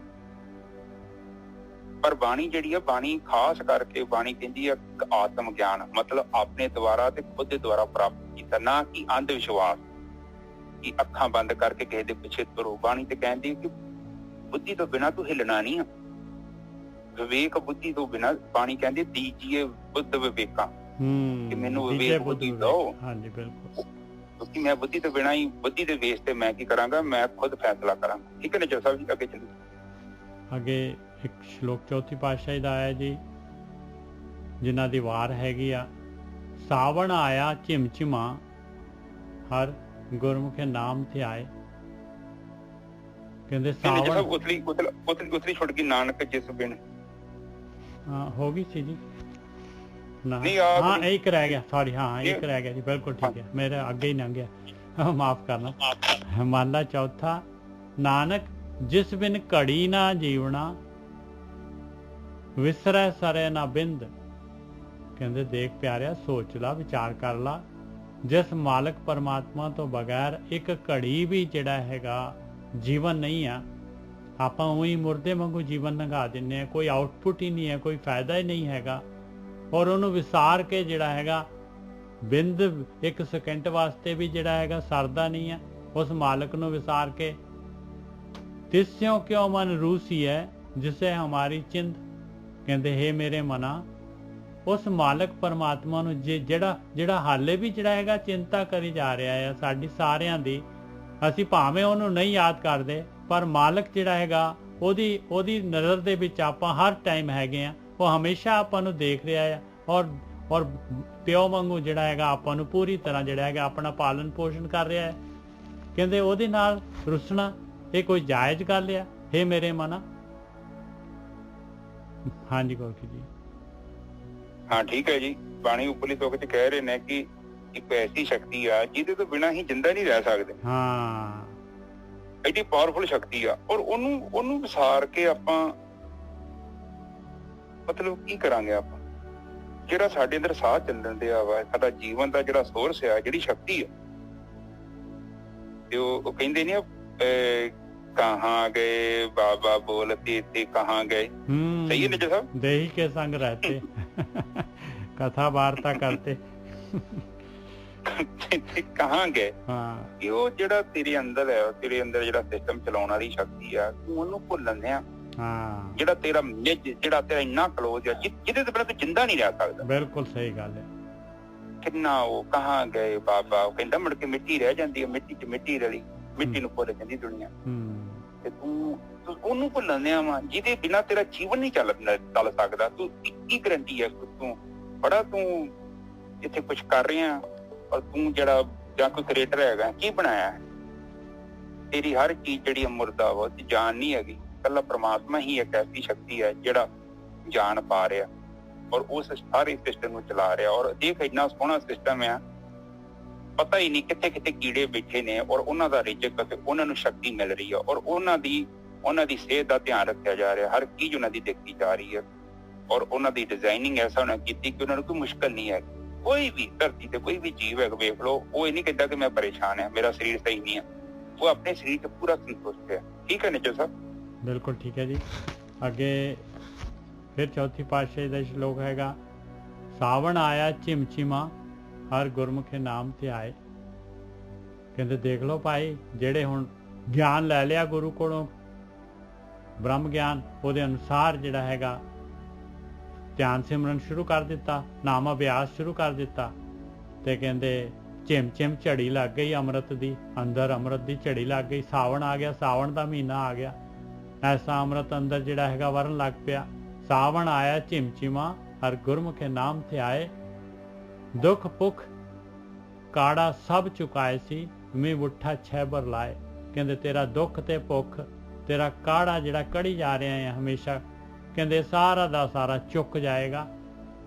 ਮੀਂਹ ਉੱਠਾ ਛੈ ਪਰ ਲਾਏ, ਐਸੀ ਝੜੀ ਲੱਗ ਜਾਏਗੀ ਅੰਮ੍ਰਿਤ ਦੀ ਅੰਦਰ ਕਿ ਝੜੀ ਲੱਗ ਜਾਏਗੀ। ਮੀਂਹ ਉੱਠਾ ਛੈ ਪਰ ਲਾਏ, ਪੂਰੀਆਂ 6 ਪਰ ਜਿਹੜੀਆਂ ਹੈਗੀ ਛਰਾਟੇ ਫਰਾਟੇ ਦੇ ਨਾਲ ਮੀਂਹ ਪੈ ਜਾਊਗਾ ਅੰਮ੍ਰਿਤ ਦਾ। ਸਭ ਧਰਤ ਪਈ ਹਰਿਆਵਲੀ, ਅੰਨ ਜਮਿਆ ਬੋਹਲ ਲਾਏ। ਜਿਵੇਂ ਜਿਹੜਾ ਹੈਗਾ ਮੀਂਹ ਬਾਰਿਸ਼ ਪੈਂਦੀ ਆ ਤੇ ਅੰਨ ਜੋ ਚੰਗੀ ਫਸਲ ਹੋ ਜਾਂਦੀ ਹੈ, ਧਰਤੀ ਹਰੀ ਭਰੀ ਹੋ ਜਾਂਦੀ ਹੈ, ਬੋਹਲ ਜੰਮ ਜਾਂਦਾ ਹੈ। ਇਸੇ ਤਰੀਕੇ ਦੇ ਨਾਲ ਪਿਆਰਿਆ ਆ ਜਿਹੜਾ ਤੇਰਾ ਸਰੀਰ ਤੈਨੂੰ ਮਨੁੱਖੀ ਜੂਨ ਮਿਲੀ ਹੋਈ ਆ, ਇਹ ਸਫਲ ਹੋ ਜਾਏਗੀ। ਇਹਦੇ ਅੰਦਰ ਜਿਹੜਾ ਹੈਗਾ ਨਾਮ ਦਾ ਬੋਹਲ ਲੱਗ ਜਾਏਗਾ। ਫਿਰ ਕੀ ਹੋਏਗਾ? ਹਰ ਅਚਿੰਤ ਬੁਲਾਵੇ ਕਿਰਪਾ ਕਰ, ਹਰੇ ਆਪੇ ਪਾਵੇ ਥਾਏ। ਉਹ ਮਾਲਕ ਪਰਮਾਤਮਾ ਅਚਿੰਤੀ ਜਿਹੜਾ ਹੈਗਾ ਦਸਮ ਦੁਆਰ ਤੇਰੀ ਖੇਡ ਹੋ ਜਾਏਗੀ। ਤੇਰੀ ਮਾਲਕ ਪਰਮਾਤਮਾ ਜਿਹੜਾ ਹੈਗਾ ਉਹ ਜਿਹੜਾ ਹੈਗਾ ਸਰੀਰ ਦੀ ਪਕੜ ਤੋਂ ਆਜ਼ਾਦ ਹੋ ਜਾਏਗਾ। ਉਸ ਮਾਲਕ ਪਰਮਾਤਮਾ ਦੇ ਨਾਲ ਇੱਕ ਮਿਕ ਹੋ ਜਾਏਗਾ, ਆਤਮਾ ਦੇ ਵਿੱਚ ਸੁਰਤ ਲੀਨ ਹੋ ਜਾਏਗੀ। ਹਰ ਅਚਿੰਤ ਬੁਲਾਵੇ ਕਿਰਪਾ ਕਰ, ਹਰੇ ਆਪੇ ਪਾਵੇ ਥਾਏ। ਉਹ ਮਾਲਕ ਪਰਮਾਤਮਾ ਆਪ ਹੀ ਜਿਹੜੀ ਹੈਗੀ ਜਿਹੜੀ ਹੈਗੀ ਬੀਜ ਖੇਤੀ ਬੀਜਦੇ, ਨਾਮ ਖੇਤੀ ਬੀਜੋ ਭਾਈ ਮੀਤ, ਤੇ ਸੌਦਾ ਕਰੋ ਗੁਰ ਸੇਵੋ ਨੀਤ। ਉਹ ਖੇਤੀ ਜਿਹੜੀ ਹੈਗੀ ਜੰਮ ਜਾਂਦੀ ਹੈ। ਮਾਲਕ ਪਰਮਾਤਮਾ ਆਪ ਹੀ ਜਿਹੜਾ ਹੈਗਾ ਮਨੁੱਖੀ ਜੀਵਨ ਸਫਲ ਕਰ ਲੈਂਦਾ ਹੈ ਔਰ ਕੀਤੀ ਹੋਈ ਭਗਤੀ ਨੂੰ ਜਿਹੜਾ ਹੈਗਾ ਫਲ ਲਾ ਦਿੰਦਾ ਹੈ। ਹਰ ਤਿਸੇ ਧਿਆਵੋ ਸੰਤ ਜਨੋ, ਜੋ ਅੰਤੇ ਲਏ ਛਡਾਏ। ਦੇਖ ਲਓ ਕਿਹਨੂੰ ਕਹਿ ਰਹੇ ਮਹਾਰਾਜ? ਸੰਤ ਜਨਾਂ ਨੂੰ ਕਹਿ ਰਹੇ ਆ ਵੀ ਹੇ ਸੰਤ ਜਨੋ। ਸੰਤ ਜਨ ਕੌਣ ਆ? ਜਿਹੜੇ ਸਾਧਨਾ ਕਰਨ ਵਾਲੇ ਆ, ਸਾਧਕ, ਜਿਹੜੇ ਨਾਮ ਅਭਿਆਸੀ ਹੈਗੇ, ਜਿਹੜੇ ਇਸ ਪਾਸੇ ਨੂੰ ਜਿਹੜੇ ਹੈਗੇ ਜਿਨ੍ਹਾਂ ਨੂੰ ਗਿਆਨ ਦੇ ਅਨੁਸਾਰ ਜਿਹੜੇ ਚੱਲਣਾ ਸ਼ੁਰੂ ਕਰਤਾ, ਜਿਹੜੇ ਇੰਟਰਸਟਿਡ ਹੈਗੇ ਆ। ਹਰ ਤਿਸੇ ਧਿਆਵੋ ਸੰਤ ਜਨੋ, ਕਹਿੰਦੇ ਉਸ ਮਾਲਕ ਪਰਮਾਤਮਾ ਦਾ ਧਿਆਨ ਸਿਮਰਨ ਕਰੋ ਹੇ ਭਗਤੋ, ਹੇ ਸੰਤ ਜਨੋ, ਜੋ ਅੰਤੇ ਲਏ ਛਡਾਏ। ਕਹਿੰਦੇ ਅੰਤ ਦੇ ਵਿੱਚ ਉਸੇ ਮਾਲਕ ਨੇ ਜਿਹੜਾ ਹੈਗਾ ਇਸ ਮਾਇਆ ਤੋਂ ਛਡਾਉਣਾ ਹੈਗਾ। ਹਰ ਕੀਰਤ ਭਗਤ ਆਨੰਦ ਹੈ, ਸਦਾ ਸੁਖ ਵਸੇ ਮਨ ਆਏ। ਆਹੀ ਧਿਆਨ ਸਿਮਰਨ, ਇਹੀ ਪ੍ਰੇਮਾ ਭਗਤੀ ਹੈਗੀ ਪਾਈ, ਇਹੀ ਆਨੰਦ ਖੇੜਾਇਆ। ਇਸੇ ਦੇ ਨਾਲ ਜਿਹੜਾ ਹੈਗਾ ਆਪਾਂ ਨੂੰ ਸੁਖ ਦੇ ਵਿੱਚ ਹਮੇਸ਼ਾ ਵਾਸਤੇ ਸੁਖੀ ਹੋ ਜਾਵਾਂਗੇ। ਸਦਾ ਸੁਖ ਵਸੇ ਮਨ ਆਏ, ਮਨ ਦੇ ਵਿੱਚ ਸੁਖ ਆ ਜਾਏਗਾ। ਜਿਨ੍ਹਾਂ ਗੁਰਮੁਖੇ ਨਾਮ ਅਰਾਧਿਆ, ਤਿਨਾ ਦੁੱਖ ਭੁੱਖ ਲਹਿ ਜਾਏ। ਅਰਾਧਨਾ ਮਤਲਬ ਜਿਹੜਾ ਹੈ ਸਿਮਰਨ ਹੁੰਦਾ ਹੈ। ਜਿਨ੍ਹਾਂ ਨੇ ਵੀ ਨਾਮ ਨੂੰ ਗੁਰੂ ਦੇ ਰਾਹੀਂ ਨਾਮ ਨੂੰ ਸਿਮਰਨ ਕੀਤਾ, ਜਿਨ੍ਹਾਂ ਨੇ ਸਮਰਨ ਕੀਤਾ, ਤਿਨਾ ਦੁੱਖ ਭੁੱਖ ਲੈ ਜਾਏ। ਉਹਨਾਂ ਦਾ ਸਾਰਾ ਦੁੱਖ ਤੇ ਭੁੱਖ ਉਹਨਾਂ ਦੀ ਸਾਰੀ ਲੈ ਜਾਏ। ਜਨ ਨਾਨਕ ਤ੍ਰਿਪਤੇ ਗਾਏ ਗੁਣ, ਹਰ ਦਰਸ਼ਨ ਦੇਹੋ ਸੁਭਾਏ। ਆਹੀ ਗੁਣ ਗਾਉਣੇ ਆ ਪਾਏ, ਇਸੇ ਦੇ ਨਾਲ ਤ੍ਰਿਪਤੀ ਹੋਣੀ ਆ। ਤੇ ਮਹਾਰਾਜ ਜਿਹੜੇ ਹੈ ਬੇਨਤੀ ਕਰ ਰਹੇ ਮਾਲਕ ਪਰਮਾਤਮਾ ਨੂੰ ਕਿ ਹੇ ਮੇਰੇ ਮਾਲਕਾ, ਮੈਨੂੰ ਵੀ ਜਿਹੜਾ ਹੈਗਾ ਤੁਹਾਡਾ ਤੋਂ ਟੁੱਟ ਕੇ ਜਿਹੜਾ ਹੈਗਾ ਮੈਨੂੰ ਵੀ ਦਰਸ਼ਨ ਦੇ ਦਿਓ। ਜਨ ਨਾਨਕ ਕੱਕੇ ਨੂੰ ਔਂਕੜ ਲੱਗੀ ਹੋਈ ਹੈ, ਚੌਥੀ ਪਾਤਸ਼ਾਹੀ ਕਹਿ ਰਹੀ ਹੈ, ਜਨ ਨਾਨਕ ਤ੍ਰਿਪਤੇ ਗਾਏ ਗੁਣ, ਹਰ ਦਰਸ਼ਨ ਦਿਓ ਸੁਭਾਏ। ਮੈਂ ਵੀ ਤੇਰੇ ਗੁਣ, ਤੇਰੀ ਪ੍ਰੇਮਾ ਭਗਤੀ ਕਰਕੇ, ਧਿਆਨ ਸਿਮਰਨ ਕਰਕੇ ਮੈਂ ਵੀ ਜਿਹੜਾ ਹੈਗਾ ਤ੍ਰਿਪਤ ਹੋ ਜਾਵਾਂ ਤੇ ਮੈਨੂੰ ਵੀ ਸਹਿਜ ਸੁਭਾਏ, ਮੈਨੂੰ ਵੀ ਦਰਸ਼ਨ ਦੇ ਦਿਓ। ਇਹ ਰੁੰਦਾ ਮਹਲਾ ਪਹਿਲੀ ਤੁਕ ਬੋਲ ਦੋ। ਸਾਵਣ ਆਇਆ ਚਿਮਚਿਮਾ, ਹਰ ਗੁਰਮੁਖੇ ਨਾਮ ਧਿਆਏ। ਹਾਂਜੀ ਗੁਰੂ। ਹਾਂਜੀ ਬਿਲਕੁਲ ਠੀਕ ਹੈ। ਸਾਧ ਸੰਗਤ ਜੀ ਕਹਿੰਦੇ ਸਾਵਣ ਵਾਂਗੂ, ਜਿੱਦਾਂ ਸਾਵਣ ਨਹੀਂ ਪਿਆ ਜਾਂਦਾ ਕਿਤੇ, ਸਾਵਣ ਚ ਵੇਖ ਕਿਦਾਂ ਮੀਂਹ ਪੈਂਦਾ ਝਿਮ ਝਿਮ ਤੇ ਐਨ ਪੂਰਾ ਆਨੰਦ ਵੱਜ ਜਾਂਦਾ ਹੈ। ਉਸੇ ਹੀ ਤਰ੍ਹਾਂ ਜਦੋਂ ਗੁਰਮੁਖ ਜਿਹੜਾ ਨਾਮ ਧਿਆਉਂਦਾ ਹੈ, ਉਹਦੇ ਅੰਦਰ ਵੀ ਇਸੇ ਤਰ੍ਹਾਂ ਦੀ ਵਰਖਾ ਹੁੰਦੀ ਹੈ ਨਾਮ ਦੀ। ਉਹ ਫਿਰ ਐਨ ਜਿੱਦਾਂ ਉਹਦੇ ਅੰਦਰ ਜਿਹੜੇ ਵਿਕਾਰਾਂ ਦੀਆਂ ਅੱਗਾਂ ਲੱਗੀਆਂ ਹੁੰਦੀਆਂ ਉਹ ਸਭ ਸ਼ਾਂਤ ਹੋ ਜਾਂਦੀਆਂ ਨੇ। ਜਿਹੜਾ ਇਹ ਅੰਦਰ ਦੇ ਇਹ ਮੇਘ, ਇਹਨੂੰ ਕਹਿੰਦੇ ਕਿ ਇੱਕ ਧਰਮ ਮੇਘ ਕਹਿੰਦੇ ਇਹਨੂੰ। ਇਹ ਹਿੰਦੂਆਂ ਦੇ ਗ੍ਰੰਥਾਂ 'ਚ ਵੀ ਆਉਂਦਾ। ਇੱਕ ਜਿਹੜੀ ਵਰਖਾ ਹੁੰਦੀ ਆ ਉੱਤੋਂ ਹੁੰਦੀ ਆ, ਅਸਮਾਨ 'ਚ ਹੁੰਦੀ ਆ। ਇਹਨੂੰ ਧਰਮ ਮੇਘ ਕਹਿੰਦੇ ਆ। ਥੱਲੋਂ ਵਰਖਾ ਤਾਂ ਨੂੰ ਡਿੱਗਦੀ ਆ, ਉੱਪਰ ਨੂੰ ਜਾਂਦੀ। ਚੇਤਨਾ ਜਦੋਂ ਉੱਪਰ ਨੂੰ ਪ੍ਰਗਟ ਹੁੰਦੀ ਹੈ, ਔਰ ਜਿਵੇਂ ਜਿਵੇਂ ਅਵਿਦਿਆ ਅਗਿਆਨ ਘਟਦਾ ਗਿਆਨ ਦੇ ਨਾਲ, ਔਰ ਗਿਆਨ ਕੋਈ ਸ਼ਬਦ ਬ੍ਰਹਮ ਹੈ ਜਿੱਦਾਂ ਆਪਾਂ ਵਿਚਾਰ ਕਰਦੇ ਹਾਂ, ਇਹਦੇ ਨਾਲ ਵੀ ਕਾਫੀ ਜਿਹੜਾ ਅਗਿਆਨ ਨਸ਼ਟ ਹੋ ਜਾਂਦਾ ਹੈ। ਕਿਉਂਕਿ ਜ਼ਿਆਦਾ ਜਿਹੜਾ ਨਾ ਕਮਿਊਨੀਕੇਸ਼ਨ ਦੇ ਰਾਹੀਂ ਹੀ ਬੰਦਾ ਸਿੱਖਦਾ ਹੈ। ਕਈ ਵਾਰੀ ਆਪਾਂ ਗਲਤ ਗੱਲਾਂ ਬਾਤਾਂ ਚ ਸਿੱਖ ਲੈਂਦੇ ਹਾਂ, ਬੁਰੀਆਂ ਆਦਤਾਂ ਸਿੱਖ ਲੈਂਦੇ ਹਾਂ, ਮਾੜੀ ਸੰਗਤ ਤੋਂ ਸਿੱਖ ਲੈਂਦੇ ਹਾਂ। ਮੈਂ ਮਹਿਸੂਸ ਕਰਦਾ ਕਿ ਕਾਫੀ ਹੱਦ ਤੱਕ ਜਿਹੜਾ ਸਾਡਾ ਜੀਵਨ ਡਾਊਨਫਾਲ ਤੇ ਅਪਫਾਲ ਜਾਂਦਾ ਹੈ, ਉਹਦਾ ਰੀਜ਼ਨ ਹੁੰਦਾ ਹੈ ਕਿ ਸਾਡੀ ਸੰਗਤ। ਔਰ ਜੈਸੀ ਸੰਗਤ ਤੈਸੀ ਰੰਗਤ ਆਉਣੀ ਹੈ। ਜੇਕਰ ਆਪਾਂ ਮਨਮੁਖਾਂ ਦੀ ਸੰਗਤ ਕਰਦੇ ਹਾਂ ਜਿਹੜੇ ਪਰਮਾਤਮਾ ਤੋਂ ਭਟਕੇ ਹੋਏ ਨੇ, ਤੇ ਸਾਡੇ ਅੰਦਰ ਵੀ ਉਹਨਾਂ ਦੇ ਗੁਣ ਜਿਹੜੇ ਹੈਗੇ ਨੇ, ਜਿਹੜੇ ਔਗਣ ਆ, ਉਹ ਸਾਡੇ ਅੰਦਰ ਆ ਜਾਣੇ। ਠੀਕ ਹੈ ਨਿੱਜਰ ਸਾਹਿਬ? ਬਿਲਕੁਲ ਠੀਕ ਹੈ ਜੀ। ਹਾਂ ਤੇ ਠੀਕ ਹੈ, ਕਹਿੰਦੇ ਕਿ ਗੁਰਮੁਖ ਨਾਮ ਤੇ ਉਹ ਜਿਹੜੀ ਧਰਮ ਮੇਕ ਬਰਸਾਤ ਸਾਡੇ ਅੰਦਰੋਂ ਹੋਣੀ ਆ ਜੀ। ਧਿਆਨ ਸਿਮਰਨ ਕਰਨ ਤੋਂ ਬਾਅਦ ਜਿਹੜਾ ਨਾਮ ਪ੍ਰਗਟ ਹੁੰਦਾ ਹੈ, ਉਸ ਤੋਂ ਬਾਅਦ ਜਿਹੜੀ ਹੈ ਸ਼ਬਦ ਪ੍ਰਗਟ ਹੁੰਦਾ ਹੈ, ਤੇ ਉਹ ਜਿਹੜਾ ਪ੍ਰਾਣ ਊਰਜਾ ਜਦੋਂ ਥੱਲੋਂ ਤਾਂ ਨੂੰ ਇੱਕ ਵਰਸ਼ਾ ਦੇ ਵਾਂਗੂ ਤੁਸੀਂ ਵੇਖੋਗੇ, ਅਨੁਭਵ ਕਰ ਰਹੇ ਹੋ। ਤੇ ਜਦੋਂ ਠੰਡਾ, ਜਦੋਂ ਈੜਾ ਚੱਲਦੀਆਂ ਤੇ ਇੱਕਦਮ ਠੰਡੀ ਆ, ਠੰਡੀ ਬਰਸਾਤ ਦੇ ਕਣਾਂ ਵਾਂਗੂ, ਕਿਤੇ ਢਿੱਡ 'ਚ, ਕਿਤੇ ਨਾਭੀ 'ਚ, ਕਿਤੇ ਮਸਤਕ 'ਚ, ਬੰਦੇ ਦੇ ਅੰਦਰ ਫੁਹਾਰਾ ਚੱਲ ਪੈਂਦਾ ਔਰ ਦਿਨ ਰਾਤ ਹੀ ਚੱਲਦਾ ਰਹਿੰਦਾ। ਠੀਕ ਹੈ ਨਿੱਜਰ ਸਾਹਿਬ? ਉਹ ਅਗਲੀ ਤੁਕ ਤੁਸੀਂ ਪਹਿਲਾਂ ਹੀ ਐਕਸਪਲੇਨ ਕਰਤੀ ਹੈ ਕਿ ਵੀ ਉਹਦੇ ਨਾਲ ਸਾਰੇ ਜਿਹੜੇ ਹੈਗੇ ਦੁੱਖ ਭੁੱਖ ਤੇ ਕਾੜਾ ਜਿਹੜਾ ਹੈਗਾ ਸਾਰਾ ਦਾ ਸਾਰਾ ਚੁਕਾਏ ਸੀ ਚਲੇ ਜਾਣਾ ਹੈ। ਮਾੜੀਆਂ ਆਦਤਾਂ, ਮਾੜੀਆਂ ਲੀਹਾਂ ਸਾਰੀਆਂ ਮਿਟ ਜਾਣੀਆਂ ਹੈ ਭਾਈ। ਭੁੱਖ ਸਾਰੀ, ਮਾਇਆ ਦੀ ਭੁੱਖ ਸਾਰੀ ਜਿਹੜੀ ਹੈਗੀ, ਤ੍ਰਿਸ਼ਨਾ ਸਾਰੀ ਖਤਮ ਹੋ ਜਾਣੀ ਹੈ। ਮੀਂਹ ਉੱਠਾ ਛੈਬਰ ਲਾਏ, ਇਸ ਤਰ੍ਹਾਂ ਜਿਵੇਂ ਝੜੀ ਲੱਗ ਜਾਂਦੀ ਹੈ, ਇਸ ਤਰੀਕੇ ਦੇ ਨਾਲ ਉਹ ਅੰਮ੍ਰਿਤ ਦੀ ਵਰਖਾ ਹੁੰਦੀ ਹੈ। ਹਾਂ ਬਿਲਕੁਲ ਠੀਕ ਹੈ ਸਾਧ ਸੰਗਤ ਜੀ। ਸਾਡੇ ਅੰਦਰ 5 ਕਿਸਮ ਦੀਆਂ ਅੱਗਾਂ ਨੇ, ਅਗਨ ਨੇ, ਉਹਨੂੰ ਅਗਨਾਂ ਕਹੀਆਂ ਗਿਆ ਨੇ, ਅੱਗਾਂ ਬਲਦੀਆਂ ਨੇ। ਔਰ ਉਹ ਉਹਦੀਆਂ ਅੱਗਾਂ ਉਹਨਾਂ ਚਿਰ ਤੱਕ ਸ਼ਾਂਤ ਨਹੀਂ ਹੋਣੀਆਂ ਜਿੰਨਾ ਚਿਰ ਤੱਕ ਧਰਮ ਮੇਘ ਜਿਹੜੀ ਸਾਡੇ ਅੰਦਰ ਜਿਹੜੀ ਵਰਖਾ ਜਿਹੜੀ ਹੈ ਉਹ ਸ਼ੁਰੂ ਨਹੀਂ ਹੋ ਜਾਂਦੀ। ਉਹ ਥੱਲੋਂ ਹੁੰਦੀ ਆ। ਇਹ ਕੀ ਕਰਦੀ ਹੈ ਕਿ ਇੰਦਰੀਆਂ ਦੇ ਉੱਪਰ ਜਿੰਨੀ ਹੈ ਉਹ ਜਿਹੜੀ ਉਹਨਾਂ ਦੀ ਜਿਹੜੀ ਪ੍ਰਚੰਡ ਅਗਨ ਹੈ ਉਹਨੂੰ ਸ਼ਾਂਤ ਕਰ ਦਿੰਦੀ। ਔਰ ਇਸ ਨੂੰ ਉਹ ਬ੍ਰਹਮ ਜਿਹੜੀ ਅਗਨ ਹੈ ਠੰਡੀ ਸੀਤਲ ਹੈ, ਬਣ ਚ ਗਿਆ ਨਾ, ਤਨ ਮਨ ਸੀਤਲ ਹੋਇਆ। ਨਿੱਜਰ ਸਾਹਿਬ? ਬਿਲਕੁਲ ਠੀਕ ਹੈ। ਤਨ ਤੇ ਮਨ, ਮਨ ਵੀ ਤੇਰਾ ਸੀਤਲ ਹੋਣਾ ਵਾ, ਕਿਉਂਕਿ ਮਨ ਤੇ ਉਹ ਅੱਗਾਂ ਦੇ ਕਰਕੇ ਵਿਚਾਰਾ ਭੜਕਣ ਦਿਆ। ਮਨ ਕੀ ਹੈ? ਉਹ ਅੱਗਾਂ ਦਾ ਧੂੰਆਂ ਵਾ। ਮਨ ਕੁਛ ਨਹੀਂ ਹੈਗਾ। ਜਿੱਦਾਂ ਆਪਾਂ ਅੱਗ ਦੇ ਪਾਣੀ ਨਹੀਂ ਰੋੜ ਦਿੰਦੇ, ਉਹ ਠੰਡਾ ਹੋ ਜਾਂਦਾ। ਤੇ ਜੇ ਆਪਾਂ ਨਹੀਂ ਆਪਾਂ ਰੋਂਦੇ ਤੇ ਉਹ ਵੇਖ ਲੋ ਪਿਤਾ ਭਾਂਬੜ ਮੱਚੇ ਦਿੰਦੇ, ਤੇ ਉਹ ਅੱਗ ਦੀ ਤਪਸ਼ ਸਾਨੂੰ ਵੀ ਲੱਗਦੀ ਆ ਤੇ ਲਾਗੇ ਬੰਨੇ ਵੀ ਨੁਕਸਾਨ ਕਰਦੀ। ਉਸੇ ਤਰ੍ਹਾਂ ਜਿਹੜੀ ਹੈ ਉਸ ਅਗਨ ਦੀ ਗੱਲ ਕਰਦੇ, ਜਿਹੜੀਆਂ ਕਾਮ, ਕ੍ਰੋਧ, ਲੋਭ, ਮੋਹ, ਹੰਕਾਰ ਵਰਗੀਆਂ ਅਗਨਾਂ ਹੈ, ਉਹ ਫਿਰ ਇਸ ਧਰਮ ਮੇਘ ਦੇ ਨਾਲ ਕੀ ਹੁੰਦੀਆਂ ਨੇ, ਉਹ ਸ਼ਾਂਤ ਹੋਣ ਲੱਗ ਪੈਂਦੀਆਂ। ਤੇ ਫਿਰ ਸਾਨੂੰ ਕਹਿੰਦਾ ਦੁੱਖ, ਭੁੱਖ, ਕਾੜਾ।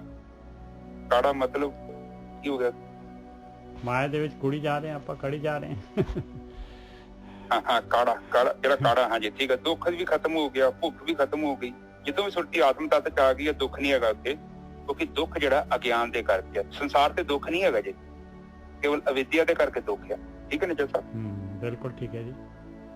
ਸਭ ਧਰਤ ਭਈ ਹਰਿਆਵਲੀ, ਅੰਨ ਜੰਮਿਆ ਬੋਹੜ ਲਾਏ। ਦੇਖ ਲਓ ਫਿਰ ਜਿਹੜਾ ਹੈਗਾ ਸਾਰੀਆਂ ਅੱਗਾਂ ਸ਼ਾਂਤ ਹੋ ਗਈਆਂ ਤੇ ਸਾਰੀ ਧਰਤੀ ਜਿਹੜੀ ਹੈ ਹਰੀ ਭਰੀ ਹੋ ਜਾਣੀ, ਅੰਦਰ ਜਿਹੜਾ ਹੈਗਾ ਖੁਸ਼ਹਾਲੀ ਆ ਜਾਣੀ।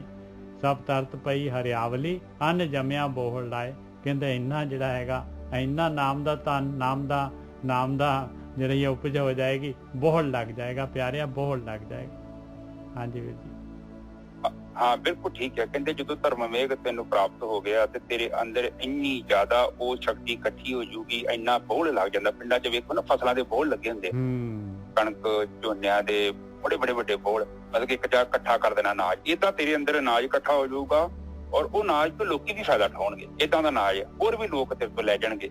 ਕੋਈ ਕੌਲੀ ਭਰ ਕੇ ਲੈ ਗਿਆ, ਕੋਈ ਡੱਬਾ ਭਰ ਕੇ ਲੈ ਗਿਆ, ਜਿੱਥੇ ਵੀ ਜਾਵੇਂਗਾ ਉਸ ਅਨਾਜ ਦਾ ਪ੍ਰਭਾਵ ਮਿਲੂਗਾ ਨਿੱਜਰ ਸਾਹਿਬ। ਠੀਕ ਹੈ ਜੀ? ਬਿਲਕੁਲ ਠੀਕ ਹੈ ਜੀ।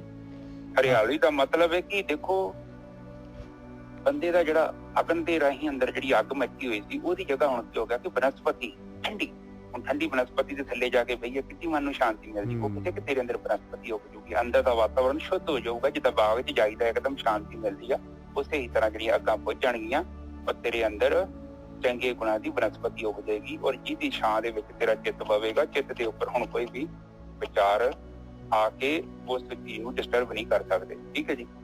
ਹਰ ਅਚਿੰਤ ਬੁਲਾਵੇ ਕਿਰਪਾ ਕਰ, ਹਰ ਆਪੇ ਪਾਵੇ ਥਾਏ। ਨੈਕਸਟ ਸਟੈਪ ਹੈਗਾ, ਦੇਖ ਲਓ ਹੁਣ ਫਿਰ ਪਤਾ ਵੀ ਨਹੀਂ ਲੱਗਣਾ ਕਿ ਕਦੋਂ ਬੁਲਾਵਾ ਆ ਜਾਣਾ ਹੈ ਵੀ ਆ ਜਾ ਪੁੱਤਰਾ, ਆ ਜਾ ਗੱਲ ਨੂੰ ਲੱਗ ਜਾ ਮੇਰੇ।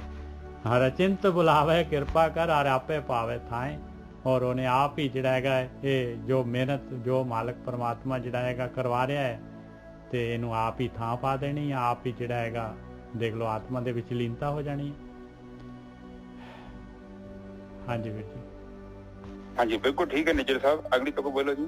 ਹਰ ਤਿਸੇ ਧਿਆਵੋ ਸੰਤ ਜਨੋ, ਜੋ ਅੰਥੇ ਲਏ ਛਡਾਏ। ਇਸ ਕਰਕੇ ਇਹ ਅਭਿਆਸੀਓ, ਇਹਦੇ ਵਿੱਚ ਜਿਹੜਾ ਹੈਗਾ ਇਹ ਧਿਆਨ ਸਿਮਰਨ ਦੇ ਵਿੱਚ ਕਮੀ ਨਾ ਲਿਆਓ। ਬਸ ਉਸ ਮਾਲਕ ਨੂੰ ਧਿਆਨ ਦੇ ਵਿੱਚ ਰੱਖੋ, ਧਿਆਨ ਸਿਮਰਨ ਕਰੋ, ਕਿਉਂਕਿ ਉਸ ਮਾਲਕ ਨੇ ਇਸ ਤਰੀਕੇ ਦੇ ਨਾਲ ਅੰਤ ਦੇ ਵਿੱਚ ਛਡਾ ਲੈਣਾ ਹੈ। ਮਾਇਆ ਦੇ ਵਿੱਚ ਦੁਬਾਰਾ ਜਿਹੜਾ ਅੰਤ ਲੈ ਛਡਾਏ ਦਾ ਕੀ ਮਤਲਬ ਹੈ ਬਈ ਹੁਣ ਤੈਨੂੰ ਆ ਐਂਡ ਹੋ ਗਿਆ ਤੇਰਾ, ਇਸ ਤੋਂ ਬਾਅਦ ਜੂਨਾ ਖਤਮ ਹੈ ਤੇਰੀਆਂ, ਹੁਣ ਤੈਨੂੰ ਸੰਸਾਰ ਸਮੁੰਦਰ ਦੇ ਵਿੱਚ ਗੋਤੇ ਲਾਉਣ ਵਾਸਤੇ ਮੈਂ ਨਹੀਂ ਭੇਜਦਾ ਪਾਏ। ਹਾਂਜੀ ਵੀਰ ਜੀ। ਬਿਲਕੁਲ ਠੀਕ ਹੈ। ਸਾਧ ਸੰਗਤ ਜੀ ਇੱਥੇ ਬਾਣੀ ਆਪਾਂ ਨੂੰ ਇਹ ਸਮਝਾ ਰਹੀ ਹੈ ਕਿ ਸੁੱਕੇ ਖੂਹ ਦੇ ਲਾਗੇ ਬਹਿਣ ਦਾ ਕੋਈ ਫਾਇਦਾ ਨਹੀਂ। ਭਾਵੇਂ ਤੁਸੀਂ 100 ਸਾਲ ਕੀ ਕਰੋੜ ਸਾਲ ਬੈਠੇ ਰਹੋ, ਉਹਦੇ 'ਚ ਪਾਣੀ ਨਹੀਂ ਹੈਗਾ। ਔਰ ਤੁਸੀਂ ਉਸ ਦੀ ਆਦ 'ਚ ਬੈਠੇ ਰਹਿਣਾ ਵਾ ਤੇ ਤੁਸੀਂ ਸੋਚਦੇ ਕਿ ਇੱਥੋਂ ਸ਼ਾਇਦ ਕੌਲਾ ਭਰ ਕੇ ਲੈ ਜਾਊਂਗਾ, ਉਹ ਪਰ ਤੁਹਾਡੇ ਉਹ ਕਿਸੇ ਨੂੰ ਨਹੀਂ ਕਿ ਤੁਸੀਂ ਆਪਣੇ ਆਪ ਨੂੰ ਧੋਖਾ ਦੇਣਾ। ਇਸ ਕਰਕੇ ਆਪਣਾ ਖੂਹ ਪੁੱਟਣਾ ਬਹੁਤ ਜ਼ਰੂਰੀ ਹੈ। ਪਰ ਪੁੱਟਣਾ ਬਾਹਰ ਨਹੀਂ ਹੈ, ਆਪਣੇ ਅੰਦਰ ਹੈ। ਹਰ ਦਿਨ ਮਿਹਨਤ ਕਰੋ, ਥੋੜਾ ਥੋੜਾ ਮਿੱਟੀ ਪੁੱਟੋਗੇ ਤੇ ਇੱਕ ਸਮਾਂ ਆਊਗਾ ਸਾਡਾ ਜਿਹੜਾ ਸੰਬੰਧ ਆ ਉੱਤੇ ਧਰਮ ਮੇਘ ਲਿਖਿਆ ਨਾ, ਉਹਦੇ ਨਾਲ ਹੋ ਜਾਏਗਾ ਕਿ ਸਾਡੇ ਅੰਦਰ ਉਹ ਖੂਹ ਪ੍ਰਗਟ ਹੋ ਜਾਏਗਾ। ਔਰ ਉਹ ਐਸਾ ਖੂਹ ਹੈ, ਉਹਦਾ ਅਨੁਭਵ ਸਾਡੇ ਤੋਂ ਕੋਈ ਖੋ ਨਹੀਂ ਸਕਦਾ। ਠੀਕ ਹੈ ਜੀ। ਤੇ ਕਿਉਂਕਿ ਅੰਤ ਵੇਲੇ ਜਿਹੜਾ ਹੈ ਨਾ, ਮੌਤ ਦੇ ਵਿੱਚ ਸਾਡਾ ਆਪਣਾ ਖੂਹ ਕੰਮ ਆਉਣਾ। ਆਪ ਜੀ ਇੱਕ ਚੀਜ਼ ਨੂੰ ਵਿਚਾਰ ਕਰੋ, ਇੱਕ ਤੋਤੇ ਨੂੰ ਕੋਈ ਰਾਮ ਰਾਮ ਸਿਖਾ ਦਿੰਦਾ ਹੈ, ਕੋਈ ਅੱਲਾ ਸਿਖਾ ਦਿੰਦਾ ਹੈ, ਕੋਈ ਵਾਹਿਗੁਰੂ ਸਿਖਾ ਦਿੰਦਾ ਹੈ, ਕੋਈ ਰਾਮ ਸਿਖਾ ਦਿੰਦਾ ਹੈ।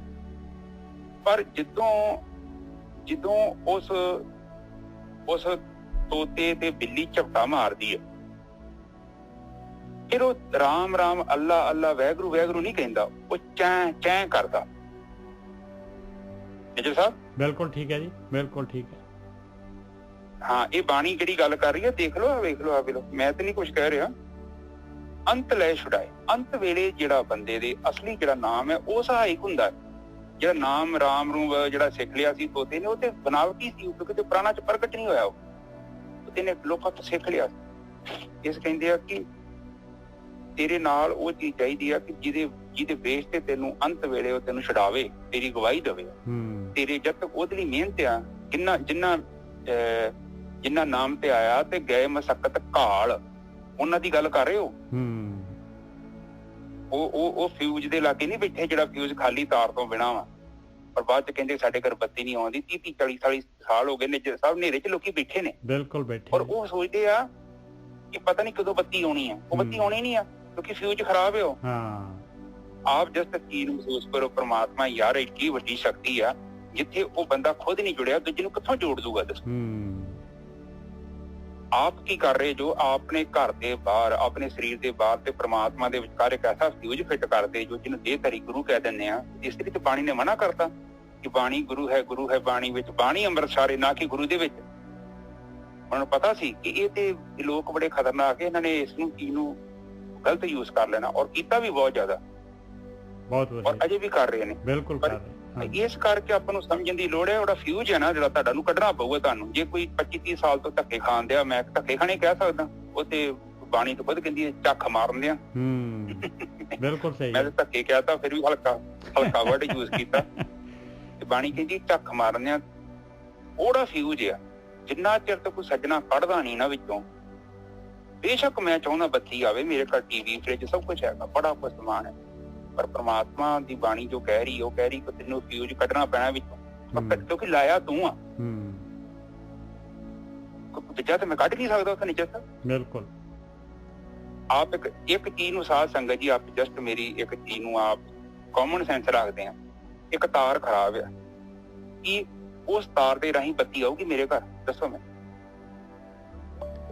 ਇੱਕ ਇਲੈਕਟ੍ਰੀਕਲ ਦਾ ਸਵਾਲ ਹੈ। ਇੱਕ ਤਾਰ ਡੈਮੇਜ ਆ, ਵਿੱਚ ਸੜੀ ਹੋਈ ਆ, ਉਹ ਆਪ ਤੇ ਖਰਾਬ ਆ, ਉਹਨੂੰ ਜੇ ਮੈਂ ਆਪਣੇ ਪੱਖੇ ਦੇ ਨਾਲ ਜਾਂ ਬਲਬ ਨਾਲ ਜੋੜਦਾ, ਉਹ ਪ੍ਰਕਾਸ਼ ਆਊਗਾ ਮੇਰੇ ਘਰ?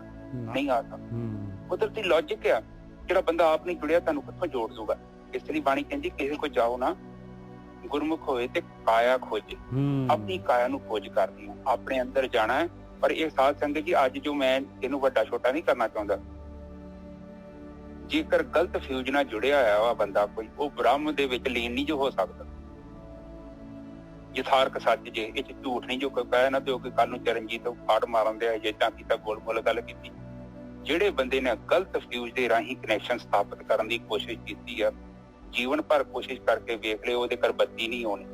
ਠੀਕ ਹੈ ਨੇਚਰ ਸਾਹਿਬ? ਬਹੁਤ ਵਧੀਆ ਜੀ ਗੁਰਕੀ ਸਾਹਿਬ, ਬਹੁਤ ਵਧੀਆ। ਹਾਂਜੀ। ਹਾਂ, ਹਰ ਕੀਰਤ ਭਗਤ ਆਨੰਦ ਹੈ, ਸਦਾ ਸੁਖ ਵਸੈ ਮਨ ਆਏ। ਕਹਿੰਦੇ ਭਾਈ ਉਹ ਮਾਲਕ ਪਰਮਾਤਮਾ ਦੀ ਕੀਰਤੀ, ਉਹਦੀ ਭਗਤੀ ਜਿਹੜੀ ਹੈਗੀ, ਧਿਆਨ ਸਿਮਰਨ ਜਿਹੜਾ ਹੈਗਾ, ਇਹੀ ਆਨੰਦ ਆ ਭਾਈ। ਇਸੇ ਨੇ ਆਨੰਦ ਦੇਣਾ ਆ, ਔਰ ਇਸੇ ਨੇ ਹਮੇਸ਼ਾ ਵਾਸਤੇ ਸੁਖੀ ਕਰ ਦੇਣਾ। ਤੇਰੇ ਅੰਦਰ ਸੁਖ ਆ ਜਾਣਾ, ਤੇਰੇ ਮਨ ਦੇ ਵਿੱਚ ਜਿਹੜਾ ਹੈਗਾ ਇਹ ਤ੍ਰਿਸ਼ਨਾ ਦੀ ਅੱਗ ਬਲ ਰਹੀ ਹੈ, ਸਾਰੀਆਂ ਅੱਗਾਂ ਸ਼ਾਂਤ ਹੋ ਜਾਣੀਆਂ ਔਰ ਮਨ ਨੇ ਸੁਖੀ ਹੋ ਜਾਣਾ ਹੈ। ਹਾਂਜੀ ਗੁਰੂ ਜੀ, ਠੀਕ ਹੈ ਜੀ। ਹਰ ਕਿਰਤ ਭਗਤੀ। ਹਾਂ, ਪ੍ਰਮਾਤਮਾ ਦੀ ਜਿਹੜੀ ਭਗਤੀ ਆ, ਪ੍ਰਮਾਤਮਾ ਦੀ ਜਿਹੜੀ ਆਪਾਂ ਬੰਦਗੀ ਕਰਦੇ ਆ, ਸਿਫਤ ਸਲਾਹ ਕਰਦੇ ਆ, ਉਹਦਾ ਨਾਮ ਅਭਿਆਸ ਕਰਦੇ ਆ, ਤੇ ਉਹਦੇ ਨਾਲ ਆਨੰਦ ਆ। ਕਿਉਂਕਿ ਉਹ ਜਦੋਂ ਹੀ ਆਪਾਂ ਨੂੰ ਧਿਆਇਆ ਨੂੰ ਯਾਦ ਕੀਤਾ, ਸਾਡੇ ਜੀਵਨ 'ਚ ਆਨੰਦ ਆਉਂਦਾ। ਉਹ ਵੇਖੋ, ਇਹ ਨਹੀਂ ਕਹਿੰਦੇ ਕਿ ਭਗਤੀ ਕੀਤੀ ਤੇ ਆਨੰਦ 20 ਸਾਲਾਂ ਬਾਅਦ ਆਉਣਾ। ਕਹਿੰਦੇ ਜਦੋਂ ਹਰ ਦੀ ਭਗਤੀ ਕੀਤੀ, ਬੰਦਗੀ ਕੀਤੀ, ਤੇ ਸਾਡੇ ਜੀਵਨ ਦੇ ਵਿੱਚ ਆਨੰਦ ਆਉਣਾ ਵਾ, ਔਰ ਹਮੇਸ਼ਾ ਵਾਸਤੇ ਰਹਿਣਾ ਹੈ, ਸਦਾ ਸੁਖ ਵਸੇ ਮਨ ਆਏ, ਉਹ ਸਦਾ ਲਈ ਵਸਣਾ ਵਾ। ਹਾਂਜੀ ਹਾਂ ਇਹ ਨਹੀਂ ਆ ਕਿ ਘੜੀ 'ਚ ਤੋਲਾ ਤੇ ਘੜੀ 'ਚ ਮਾਸਾ। ਨਿਜਰ ਸਾਹਿਬ ਹਾਂਜੀ ਬੋਲ ਰਹੇ ਸੀ ਆਪ। ਹਾਂ ਬਹੁਤ ਵਧੀਆ ਜੀ, ਬਹੁਤ ਵਧੀਆ। ਹਾਂ ਉਹ ਦੇਖ ਰਹੇ ਦੋ ਹੀ ਲੈਣਾ ਬੋਲੀ, ਕਹਿੰਦੇ ਹਰ ਕਿਰਤ ਭਗਤੀ, ਪਹਿਲਾਂ ਕਿਰਤੀ ਕਿਹਾ, ਕਹਿੰਦੇ ਪ੍ਰਮਾਤਮਾ ਦੀ ਬੰਦਗੀ ਜਦੋਂ ਕਰੇਗਾ ਤੇ ਤੈਨੂੰ ਆਨੰਦ ਦੀ ਪ੍ਰਾਪਤੀ ਹੋਣੀ ਹੈ, ਫਿਰ ਸਦਾ ਸੁੱਖ। ਦੇਖੋ ਜਦੋਂ ਸੁਰਤੀ ਤੁਹਾਡੀ ਆਤਮਾ ਚ ਆ ਕੇ ਲੀਨ ਹੋ ਗਈ ਨਾ, ਤਾਂ ਸੁੱਖ ਹੀ ਸੁੱਖ ਹੈ, ਸੁੱਖ ਹੀ ਹੈ ਸਭ ਕੁਝ। ਬਾਣੀ ਚ ਕਿਹਾ ਵਾ ਦੁੱਖ ਨਹੀਂ ਰਹੇ, ਬਾਣੀ ਚ ਕਿਹਾ ਸੁੱਖ ਹੀ ਹੈ, ਏਦਾਂ ਦਾ ਕੁਝ ਕਿਹਾ ਵਾ। ਬਿਲਕੁਲ ਕਿਹਾ ਜੀ। ਕਿ ਜਦੋਂ ਵੀ ਆਤਮਾ ਦੇ ਵਿੱਚ ਅਸੀਂ ਵਾਪਸ ਆ ਜਾਂਦੇ ਹਾਂ, ਉਹ ਬਾਣੀ ਦੇ ਵਿੱਚ ਹਰੇਕ ਤਸਦੀਕ ਕੀਤਾ ਕਿ ਸੁੱਖ ਹੀ ਹੈ, ਦੁੱਖ ਨਹੀਂ ਆ। ਦੁੱਖ ਸਾਡਾ ਅਗਿਆਨ ਸੀ, ਸਾਡਾ ਭਰਮ ਸੀ, ਅਵਿਦਿਆ ਸੀ, ਸੱਪੀ ਰੱਸੀ ਨੂੰ ਸੱਪ ਸਮਝ ਲਿਆ। ਹੁਣ ਨਿਜਰ ਸਾਹਿਬ ਵਿਚਾਰ ਕਾਹਦੇ ਹੁੰਦੇ ਆ? ਵਿਚਾਰ ਹੁੰਦੇ ਦਵੈਸ਼ ਦੇ, ਜਦੋਂ ਅਸੀਂ ਦੋਹਰੇ ਭਾਵ ਦੇ। ਹੁਣ ਜਦੋਂ ਰੱਸੀ ਆ, ਮੈਨੂੰ ਪਤਾ ਰੱਸੀ ਸੀ, ਪਰ ਰਾਤ ਨੂੰ ਮੈਂ ਲੰਘਿਆ ਲਾਗੇ ਤੇ ਮੈਨੂੰ ਲੱਗਾ ਸੱਪ ਆ। ਮਨ ਚ ਵਿਚਾਰ ਆ ਗਿਆ, ਹੋ ਸਕਦਾ ਸੱਪ ਆ ਜਾਂ ਰੱਸੀ ਆ, ਕਿਉਂਕਿ ਹਵਾ ਆਉਂਦੀ ਹੈ ਤੇ ਰੱਸੀ ਹਿਲਦੀ ਹੈ, ਸੱਪ ਦੇ ਵਾਂਗੂ ਹਿਲਦੀ ਹੈ। ਪਰ ਜਦੋਂ ਮੈਂ ਗਿਆਨ ਦਾ ਦੀਪਕ ਜਗਾਇਆ, ਕੁਛ ਅਰੇਂਜਮੈਂਟ ਕੀਤਾ ਤੇ ਉੱਥੇ ਪ੍ਰਕਾਸ਼ ਲਿਆਂਦਾ ਤੇ ਯਥਾਰਥ ਨੂੰ ਮੈਂ ਵੇਖ ਲੈਣਾ, ਮੈਨੂੰ ਪਤਾ ਲੱਗਣਾ ਇਹ ਤੇ ਰੱਸੀ ਹੈ। ਹੁਣ ਸੱਪ ਦੇ ਸਾਰੇ ਜਿਹੜੇ ਵਿਚਾਰ ਉਹ ਸ਼ਾਂਤ ਹੋ ਜਾਣੇ।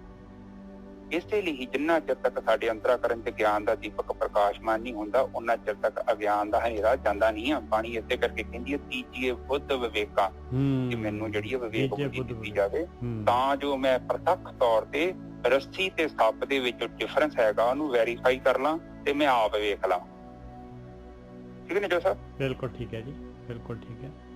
ਜਿਨ੍ਹਾਂ ਗੁਰਮੁਖੇ ਨਾਮ ਅਰਾਧਿਆ, ਹਾਂਜੀ, ਜਿਨ੍ਹਾਂ ਗੁਰਮੁਖੇ ਨਾਮ ਅਰਾਧਿਆ ਤੇ ਨਾ ਦੁੱਖ ਭੁੱਖ ਲਹਿ ਜਾਏ। ਕਹਿੰਦੇ ਸਾਰਾ ਕੁਝ ਹੋਣਾ ਕਾਹਦੇ ਨਾਲ ਆ? ਦੁੱਖ ਤੇ ਭੁੱਖ, ਸਾਰੇ ਜਿਹੜੇ ਦੁੱਖ ਚਲੇ ਜਾਣੇ, ਸੁੱਖ ਅੰਦਰ ਵਸ ਜਾਣਾ, ਆਨੰਦ ਆ ਜਾਣਾ। ਕਹਿੰਦੇ ਇਹ ਨਾਮ ਅਰਾਧਨ ਦੇ ਨਾਲ ਹੋਣਾ ਹੈ ਭਾਈ।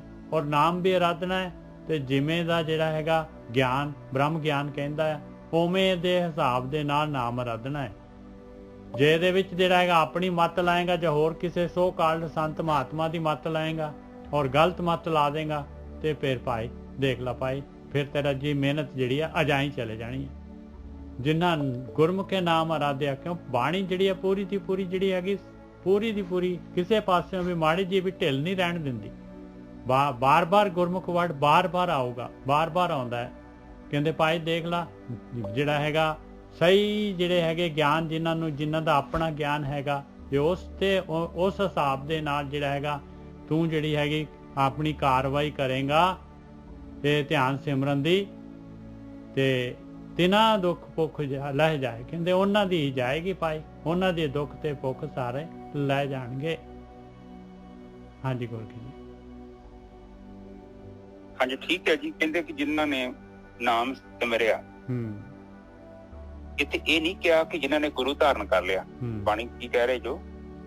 ਜਿਨ੍ਹਾਂ ਨੇ ਨਾਮ ਸਿਮਰਿਆ, ਇਹਦਾ ਸਿਮਰਿਆ ਪਰਮਾਤਮਾ ਦਾ, ਤੇ ਉਹਨੂੰ ਫਿਰ ਕੀ ਹੁੰਦਾ ਵਾ? ਫਿਰ ਅਗਲੇ ਕਹਿੰਦੇ ਆ ਸਿਮਰਿਆ ਤੇ ਤਿੰਨ ਦੁੱਖ ਤੇ ਭੁੱਖ। ਇੱਕ ਤੇ ਉਹ ਬੰਦੇ ਦੇ ਜੀਵਨ ਚ ਦੁੱਖ ਸਮਾਪਤ ਹੋ ਜਾਂਦੇ, ਉਹਨੂੰ ਦੁਖੀ ਨਹੀਂ ਕਰ ਸਕਦਾ ਨਿਜਰ ਸਾਹਿਬ, ਉਹ ਬੜੀ ਅਵਸਥਾ ਉੱਚੀ ਹੋ ਜਾਣੀ ਬੰਦੇ। ਤੇ ਭੁੱਖ ਜਿਹੜੀ ਸਾਡੇ ਅੰਦਰ ਭੁੱਖ ਹੈ ਨਾ, ਤ੍ਰਿਸ਼ਨਾ ਦੀ ਭੁੱਖ, ਉਹ ਵੀ ਸ਼ਾਂਤ ਹੋ ਜਾਏ। ਇਹ ਦੇਖੋ ਹੈ ਲੈ ਜਾਏ, ਜਿੱਦਾਂ ਮਤਲਬ ਕਿ ਲੈ ਜਾਏ ਕਿ ਮਤਲਬ ਜਿੱਦਾਂ ਬੰਦੇ ਨੂੰ ਬੁਖਾਰ ਨਹੀਂ ਚੜ ਜਾਂਦਾ, ਕਹਿੰਦੇ ਤਾਂ ਬੁਖਾਰ ਉਤਰ ਗਿਆ। ਕਿ ਫਲਾਨਿਆਂ ਨੂੰ ਬੁਖਾਰ ਬੜਾ ਚੜਿਆ ਸੀ, 105 ਬੁਖਾਰ ਹੀ, ਪਰ ਹੁਣ ਲੈ ਗਿਆ, ਹੁਣ ਨਾਰਮਲ ਹੋ ਗਿਆ। ਇਸੇ ਹੀ ਤਰ੍ਹਾਂ ਕਹਿੰਦੇ ਆ ਕਿ ਜਦੋਂ ਜਿਨ ਗੁਰਮੁਖ ਨਾਮ ਅਰਾਧਿਆ, ਜਿੰਨਾ ਉਸ ਦੀ ਬੰਦਗੀ ਕੀਤੀ, ਭਗਤੀ ਕੀਤੀ, ਸਿਮਰਿਆ, ਤੇ ਉਸ ਦੀ ਜਿਹੜੀ ਤ੍ਰਿਸ਼ਨਾ ਦੀ ਜਿਹੜੀ ਅਗਨ ਹੈ ਉਹ ਸ਼ਾਂਤ ਹੋ ਜਾਊਗੀ, ਤੇ ਬੁਖਾਰ ਜਿਹੜਾ ਹੈਗਾ ਤ੍ਰਿਸ਼ਨਾ ਦਾ ਉਹ ਉਤਰ ਜਾਊਗਾ। ਠੀਕ ਹੈ ਨਿਜਰ ਸਾਹਿਬ? ਹਾਂ, ਗੁਰਮੁਖ ਦਾ ਵਰਡ ਹੈ ਸਹੀ, ਜਿਹੜਾ ਗਿਆਨ ਦੇ ਅਨੁਸਾਰ, ਸਹੀ ਗਿਆਨ ਜਿਵੇਂ ਜਿਹੜਾ ਹੈ, ਜਿਸ ਦੇ ਨਾਲ ਜਿਹੜਾ ਹੈਗਾ ਮਾਲਕ ਨੇ ਰਸਤਾ ਤਾਂ ਇੱਕੋ ਹੀ ਰੱਖਿਆ, ਧਿਆਨ ਸਿਮਰਨ ਵਾਲਾ। ਤੇ ਗੁਰਮੁਖ ਦਾ ਮਤਲਬ ਹੈ ਵੀ ਜਿਹੜੇ ਧਿਆਨ ਸਿਮਰਨ ਦੇ ਦੁਆਰਾ ਅੰਦਰ ਆਪਣੇ ਅੰਦਰ ਜਿਹੜੀ ਹੈਗੀ ਭਗਤੀ ਕਰਨੀ ਹੈ ਭਾਈ, ਉਹਦੇ ਬਾਰੇ ਗੱਲ ਕਰ ਰਹੇ ਆ। ਜਿੰਨਾ ਗੁਰਮੁਖ ਨਾਮ ਅਰਾਧਿਆ ਤੇ ਨਾਮ। ਹਾਂ ਠੀਕ ਹੈ ਨਿਜਰ ਸਾਹਿਬ। ਹਾਂਜੀ हाँ सॉरी निजर साहब, हाँ ਤੁਹਾਡੀ ਕਰ ਲਓ ਗੱਲ ਕੰਪਲੀਟ। ਹਾਂ ਮੈਂ ਦੁਬਾਰਾ ਬੋਲਦਾ, ਉਹ ਜਿੰਨਾ ਲਿਖਿਆ ਉਹ ਮੈਂ ਭੁੱਲ ਗਿਆ, ਉਹ ਵੈਰੀਫਾਈ ਕਰਨਾ ਪੈਣਾ। ਹਾਂਜੀ ਹਾਂਜੀ ਹਾਂਜੀ ਬੋਲੋ ਤੁਸੀਂ, ਮੇਰੀ ਹੋ ਗਈ ਜੀ। ਠੀਕ ਹਾਂ ਹੈ।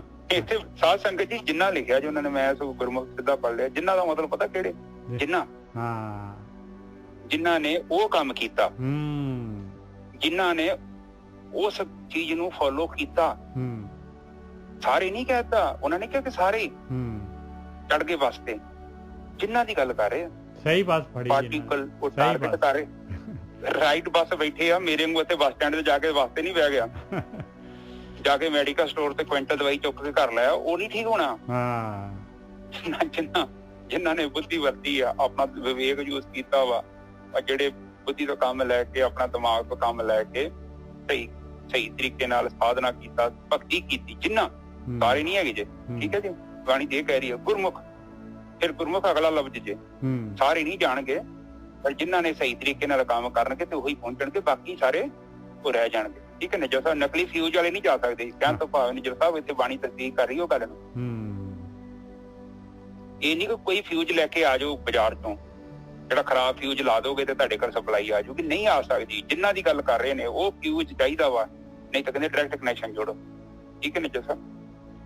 ਜਨ ਨਾਨਕ ਤ੍ਰਿਪਤੇ ਗਾਏ ਗੁਣ, ਚੌਥੀ ਪਾਤਸ਼ਾਹੀ ਜਿਹੜੀ ਆਪਣੇ ਉੱਤੇ ਘਟਾ ਕੇ ਸਾਨੂੰ ਸੇਧ ਦੇ ਰਹੀ ਹੈ ਭਾਈ, ਕਿ ਭਾਈ ਦੇਖ ਲਓ, ਜਨ ਨਾਨਕ ਤ੍ਰਿਪਤੇ ਗਾਏ ਗੁਣ, ਮੈਂ ਵੀ ਤੇਰਾ ਜਨ, ਇਹ ਮਾਲਕਾ ਤੇਰੇ ਗੁਣ ਗਾ ਕੇ ਧਿਆਨ ਸਿਮਰਨ ਕਰਕੇ ਹੀ ਤ੍ਰਿਪਤ ਹੁੰਨਾ ਆ।